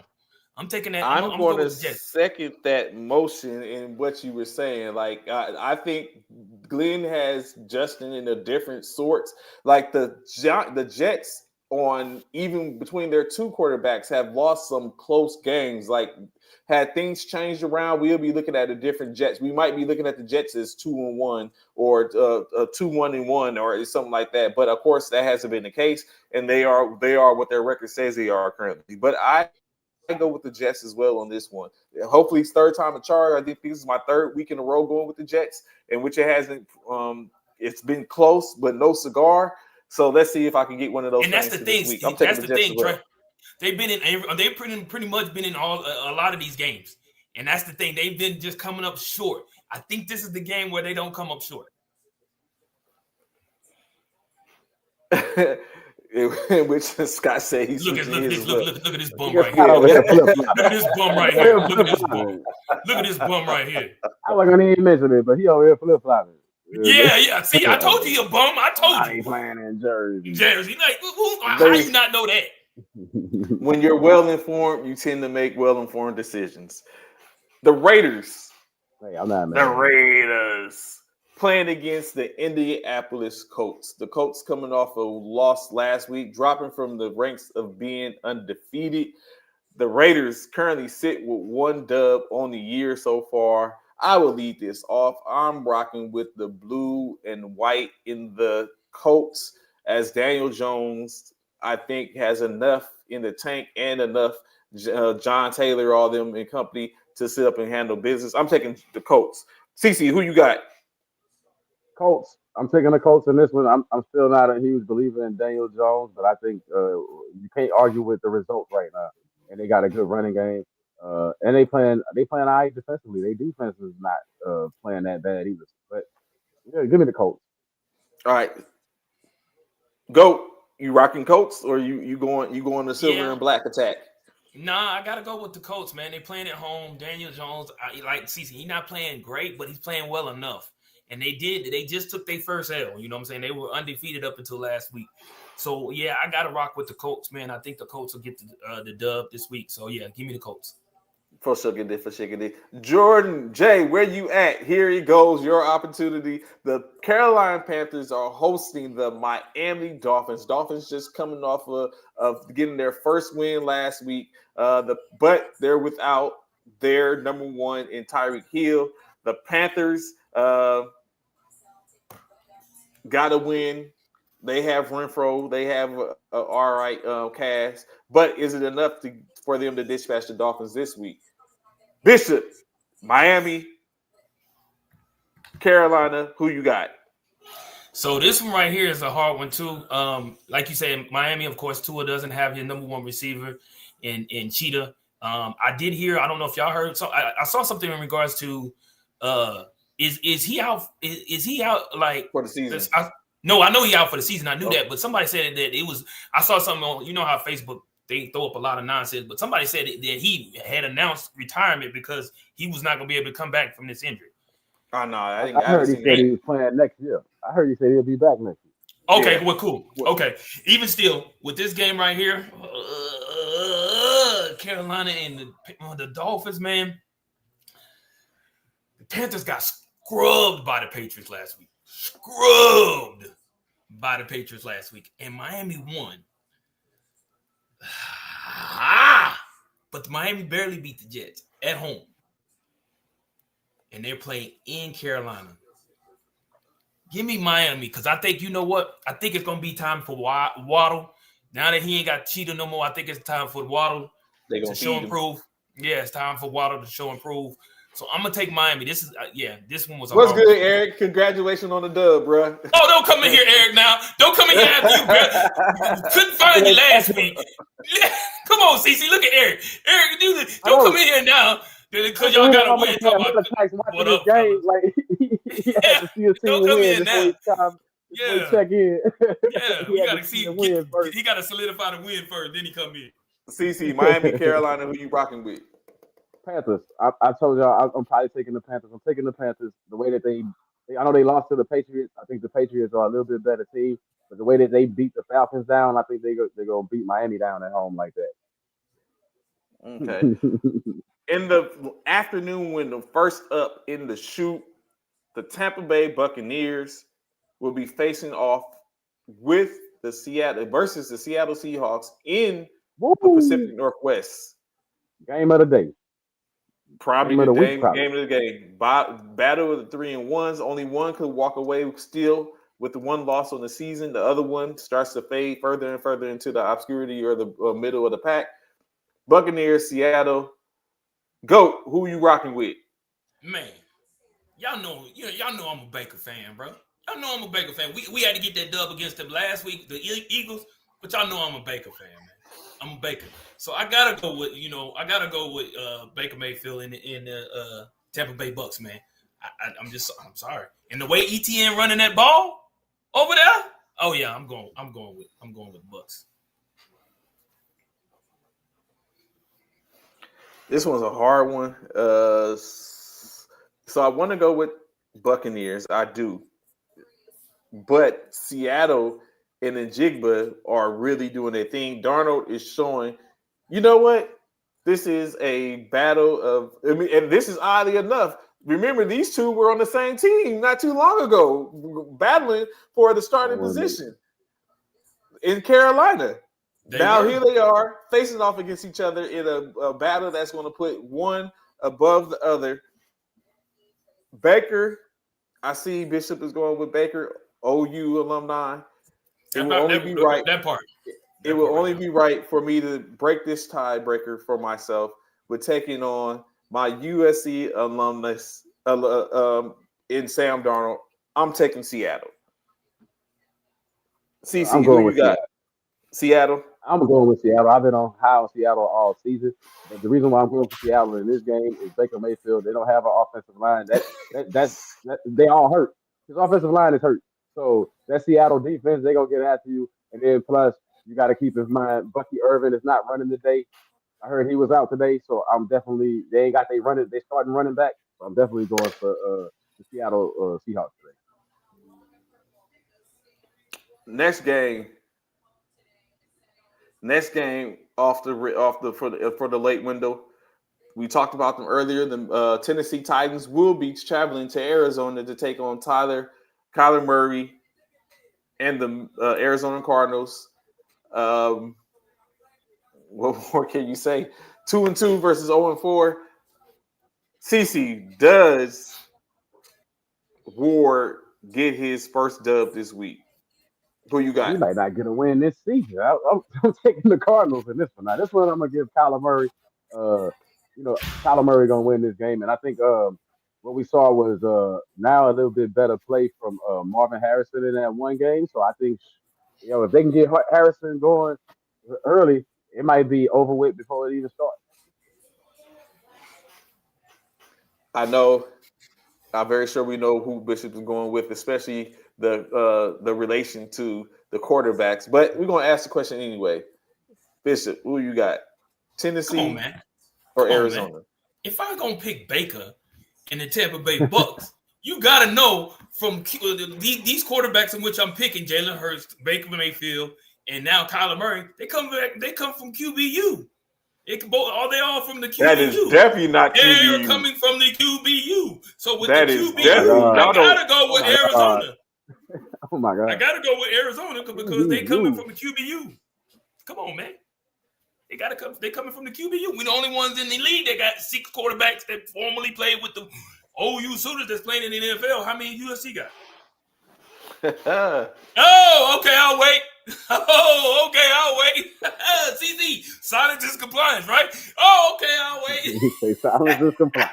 Silence is compliance. I'll wait. Let go. Arizona's clean sweep. Arizona.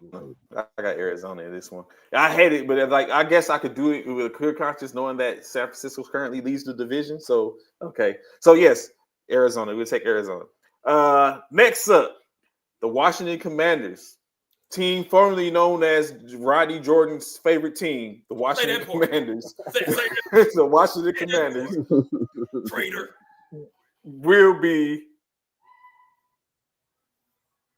going to Los Angeles in SoFi to take on the Los Angeles Chargers. Right? That's the new stadium. Yeah, the new stadium. Well, it's what 4 years old, 4 or 5 years old. Because remember, its first year in existence, it hosted the Super Bowl where Snoop, Eminem, Dr. Dre, and Mary J came out. CC, Commanders, Chargers. Who we got? Daniels is back as that as well. Who we got? Daniels is playing. I'm still gonna take the Chargers at home. I think Harbaugh gets that ship back right. I think after that embarrassing loss to the Giants, they come back at home and they make some big plays over the top. Bishop, last year you were pretty big on Daniels in a sense as getting towards it. Or do you continue with that with him coming back off a 2-week delay, or are you going Herbert to continue to get back on track? So this was a hard one, man, because like Daniels, like you say, JD coming back, man, and then the Chargers lose to the Giants last week at home on the road, and then like with Daniels coming back, Washington is definitely trying to get a bounce back. This is a real hard one, man. To be honest with you, this is hard. Golly. I'm going to go with the Chargers because they playing at home, man. I got to go with the Chargers. I'm going to go with the Chargers at home. Another clean sweep. I just think that, like you said, I think that Justin comes back with a vengeance. It just happens to catch Daniels slipping. You got to take in consideration Daniels is on they're on a running back by committee with the loss of Eckler. It's just not looking in their best interest. Although Debo and McLaurin are there, Ertz is there, but I think that the Chargers is just going to be a little bit more charged in this situation. The next game, the Detroit Lions will be traveling to Cincinnati to take on the Bengals, the hobbled Bengals, the cat with the messed up paw, Lions and Tigers and Bears. Oh my! This guy is rocking with the Lions. CC, who you got? Man, the Lions. Aiden Hutchinson gonna have a great day against Jake Brown. Today, Aiden Hutchinson, he'll probably have 3 sacks before halftime in this game. Bengals ain't got nothing on it defensively to stop the Lions. No matter, even if they get their offense right today, they can't stop the Lions. Bishop. I gotta go with the Bengals. Come on, we just talked about the Bengals, man. We talked about the Bengals. We talked about Jamar Chase. We talked about T. Higgins, how they unhappy where they at. Come on, I'm not unhappy where they at. I'm sorry, they're unhappy to the fact that they lost Joe Burrow, and so the Bengals just not gonna be able to get it done yet right now. And the Lions, like he said, Lions is hitting on all cylinders. These boys are putting up mad numbers. They're gonna go in Cincinnati and give them a thumping. I gotta go with the Lions. All right, 2 more games, one being the Sunday night game, and then the last will be the Monday night game. Sunday night game, Buffalo Bills, currently undefeated, facing off against their division rival, as Sean has the look of disgust on his face, facing off against their division rivals in the New England Patriots. Bishop, is there a possibility for an upset tonight? Hell no. Hell no. The Patriots is not finna go to Buffalo and beat Buffalo in Buffalo.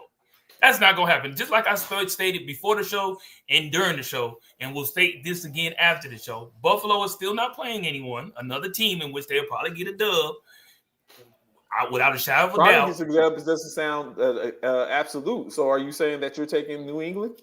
No, I'm taking Buffalo. I'm taking Buffalo That's at what home. I'm sure. I'm not. They are not. However, that is not the upset. That's not the upset game of the week. That's definitely not. If it happened, it would be the upset game of the week probably. But that's not going to happen. CC got tends to Buffalo. be one that takes risks. CC, are you taking New England in this one? Are you rocking with the Patriots? Not in this one, as much as I think that they Oh, good, but nah, you got to go Buffalo. no, I It's ain't gonna be think it's gonna be a better game than people think though, because Buffalo is real good. I mean, because the Patriots are good. They better on defense than Buffalo right now. So at least on paper, or at least statistically, so it's gonna be a closer game than what you think. But yeah, I still think Josh Allen gonna get it done. Okay. So I am is another trifecta going Buffalo as well. Just don't think they New England has enough right now. Josh Allen right now is looking to potentially He'll push probably another. Go MVP. ahead. Yeah, I was about I to was gonna say say he's gonna push probably be another MVP MVP, back to back. push another MVP campaign. So we'll have to see what it is. All right. So what might be in which Bishop was talking about, although it might have been San Francisco and Los Angeles Rams, might end up being the game of the week. This could potentially put it out there in the stratosphere. The Jacksonville Jaguars are hosting. Hold on. Let me give them their props due. The 3-1 Jacksonville Jaguars are Do that part. hosting the 2-2 Kansas City Chiefs on Monday Night Football. I'll lead off with that. I am going to continue to ride that train. The Jaguars just handled San Francisco last week on the defensive effort. I'm a big defensive guy. So I will say that I think Jacksonville can continue that. And I'm taking Jacksonville. Duval. CC, who you got? Man, I'm going with the Kansas City Chiefs. By the end of the night, both teams will be 3-2. And I'm taking Kansas City Chiefs because you're starting to see it's hard to bet against Mahomes and Reed. Man, every time they back up against the ropes, they're gonna figure out a way to come off of it. So I'm going with them, and I think they got an equally good defense that's gonna actually shut Jacksonville down. Okay. Go. Who you got? Finish this up. So, Worthy is back. He's back with Kansas City. But they playing in Jacksonville. Y'all know I've been a fan of Trevor Lawrence for a minute, and I feel like Trevor Lawrence is that guy. So I like Patrick Mahomes. I think he's a great quarterback. I think he's good. But I feel like they're not gonna get this win on the road. I don't. I feel like they're gonna go into Jacksonville and Duval, and I think Jacksonville gonna get this dub. So give me the Jags. Give me the Jags on this one. I'm gonna have to go against CC on this one. I'm gonna have to take the Jags on this one. Yeah, there we have it. Currently, I forgot how many games Bishop is currently up in our overall, but we might see a switch. I know And I have to go back and edit. That's why he calls me that. Bum. You just got the answer right there. Bum. Well, that's not. We call you that because you call yourself. Because I've earned it. Because I've earned it. I've earned it. I've earned it. I've earned it. I've earned it. I've earned it. I think the jury. It ain't out. It ain't out. The jury has already. I'm coming this week. Like I like my picks going to the ones that we had opposite side. Y'all two are picking those picks. I need those games to pop for me this week. Then I'm right back in there, baby. Like I ain't too far behind because we had some rough couple of weeks these last couple of weeks. Yeah, it has been. Yeah. So as the games have kicked off and starting already, people are moving down. I think as I watched the red zone, Texans are currently in the Baltimore's 40-yard line. Oh, missed tackle. They're moving just now on the 30-yard line, moving into potentially red zone. The red zone Philly game has kicked off. So all the games have kicked off. The Jets and the Dallas Cowboys with the just moving on. Oh, look at it. Look, Garrett Wilson. The Cowboys have just allowed the Jets to move into their field in their side of the field. So everyone's going. Texas is moving down. So of course it's getting ready to go down. Y'all know where the finals will be back come Thursday. So we'll click in. Who's the Thursday night game? What's the The Thursday, Thursday night next game week? is the Thursday night game this week. Next week is what? There isn't one. Oh, The Eagles and the Giants. Giants. That's right, Eagles, baby. Giants. Let's go, Eagles Eagles, Giants, baby. Giants. Y'all already know what it is. Let's go. And look at it. Interception. Brees Hall is running over the Dallas Cowboys. Like one run, he already running them over. 4 tacklers by Dallas right now. Woo! Yeah, he is. Woo! 4 tacklers by I'm Dallas. glad I picked you, Jets. Let's go, Jets. Let's go, Jets. It ain't over yet. It's just a It ain't, you're right. It's early. It's early. You gotta do that. So, for of course, 60 minutes. we greatly appreciate y'all tapping in this morning. Y'all know what I said to find us Thursday night football manifest. We'll be back and talking about a little bit about what went on with the teams that's playing that night, which would be Philadelphia's game and the New York Giants game. We'll tap in a little. Oh, Genty, goodness. Ashton Genty? Y'all Yeah, he just caught it. You seen it? He just up the sideline. So that's coming on. We'll see. But like I said, be able to tap in and talk more about it come next week as we get ready, get ourselves into week 6. Ain't nothing like a 6 is a good number. 6 is a very good number. If I had something I could show y'all. Obviously, you don't have nothing, huh? 6 is a very good number. Oh, whatever, dog. So in any case, Wow. appreciate y'all tapping in this morning. We look forward to see y'all again on Thursday. Gentlemen, before we get up out of here, any last words? Man, we appreciate you. Like Trey said, man, but y'all be sure to continue to stay tuned every Sunday, Thursdays,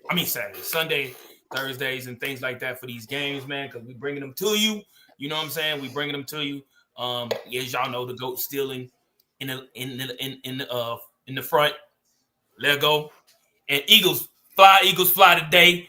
Prove all those naysayers wrong about us getting beat by the Denver Broncos. Let's go. Cyber 5 Military Fraternity Incorporated in the building. Let's get it. TC. Man, enjoy the games. Enjoy the game because I'm about to get into these games now. All right. Let's get it. Until Thursday, we holler at y'all. Peace. Make sure y'all get those notifications out there. Holler at your boys. Holler at you. All right, Scott.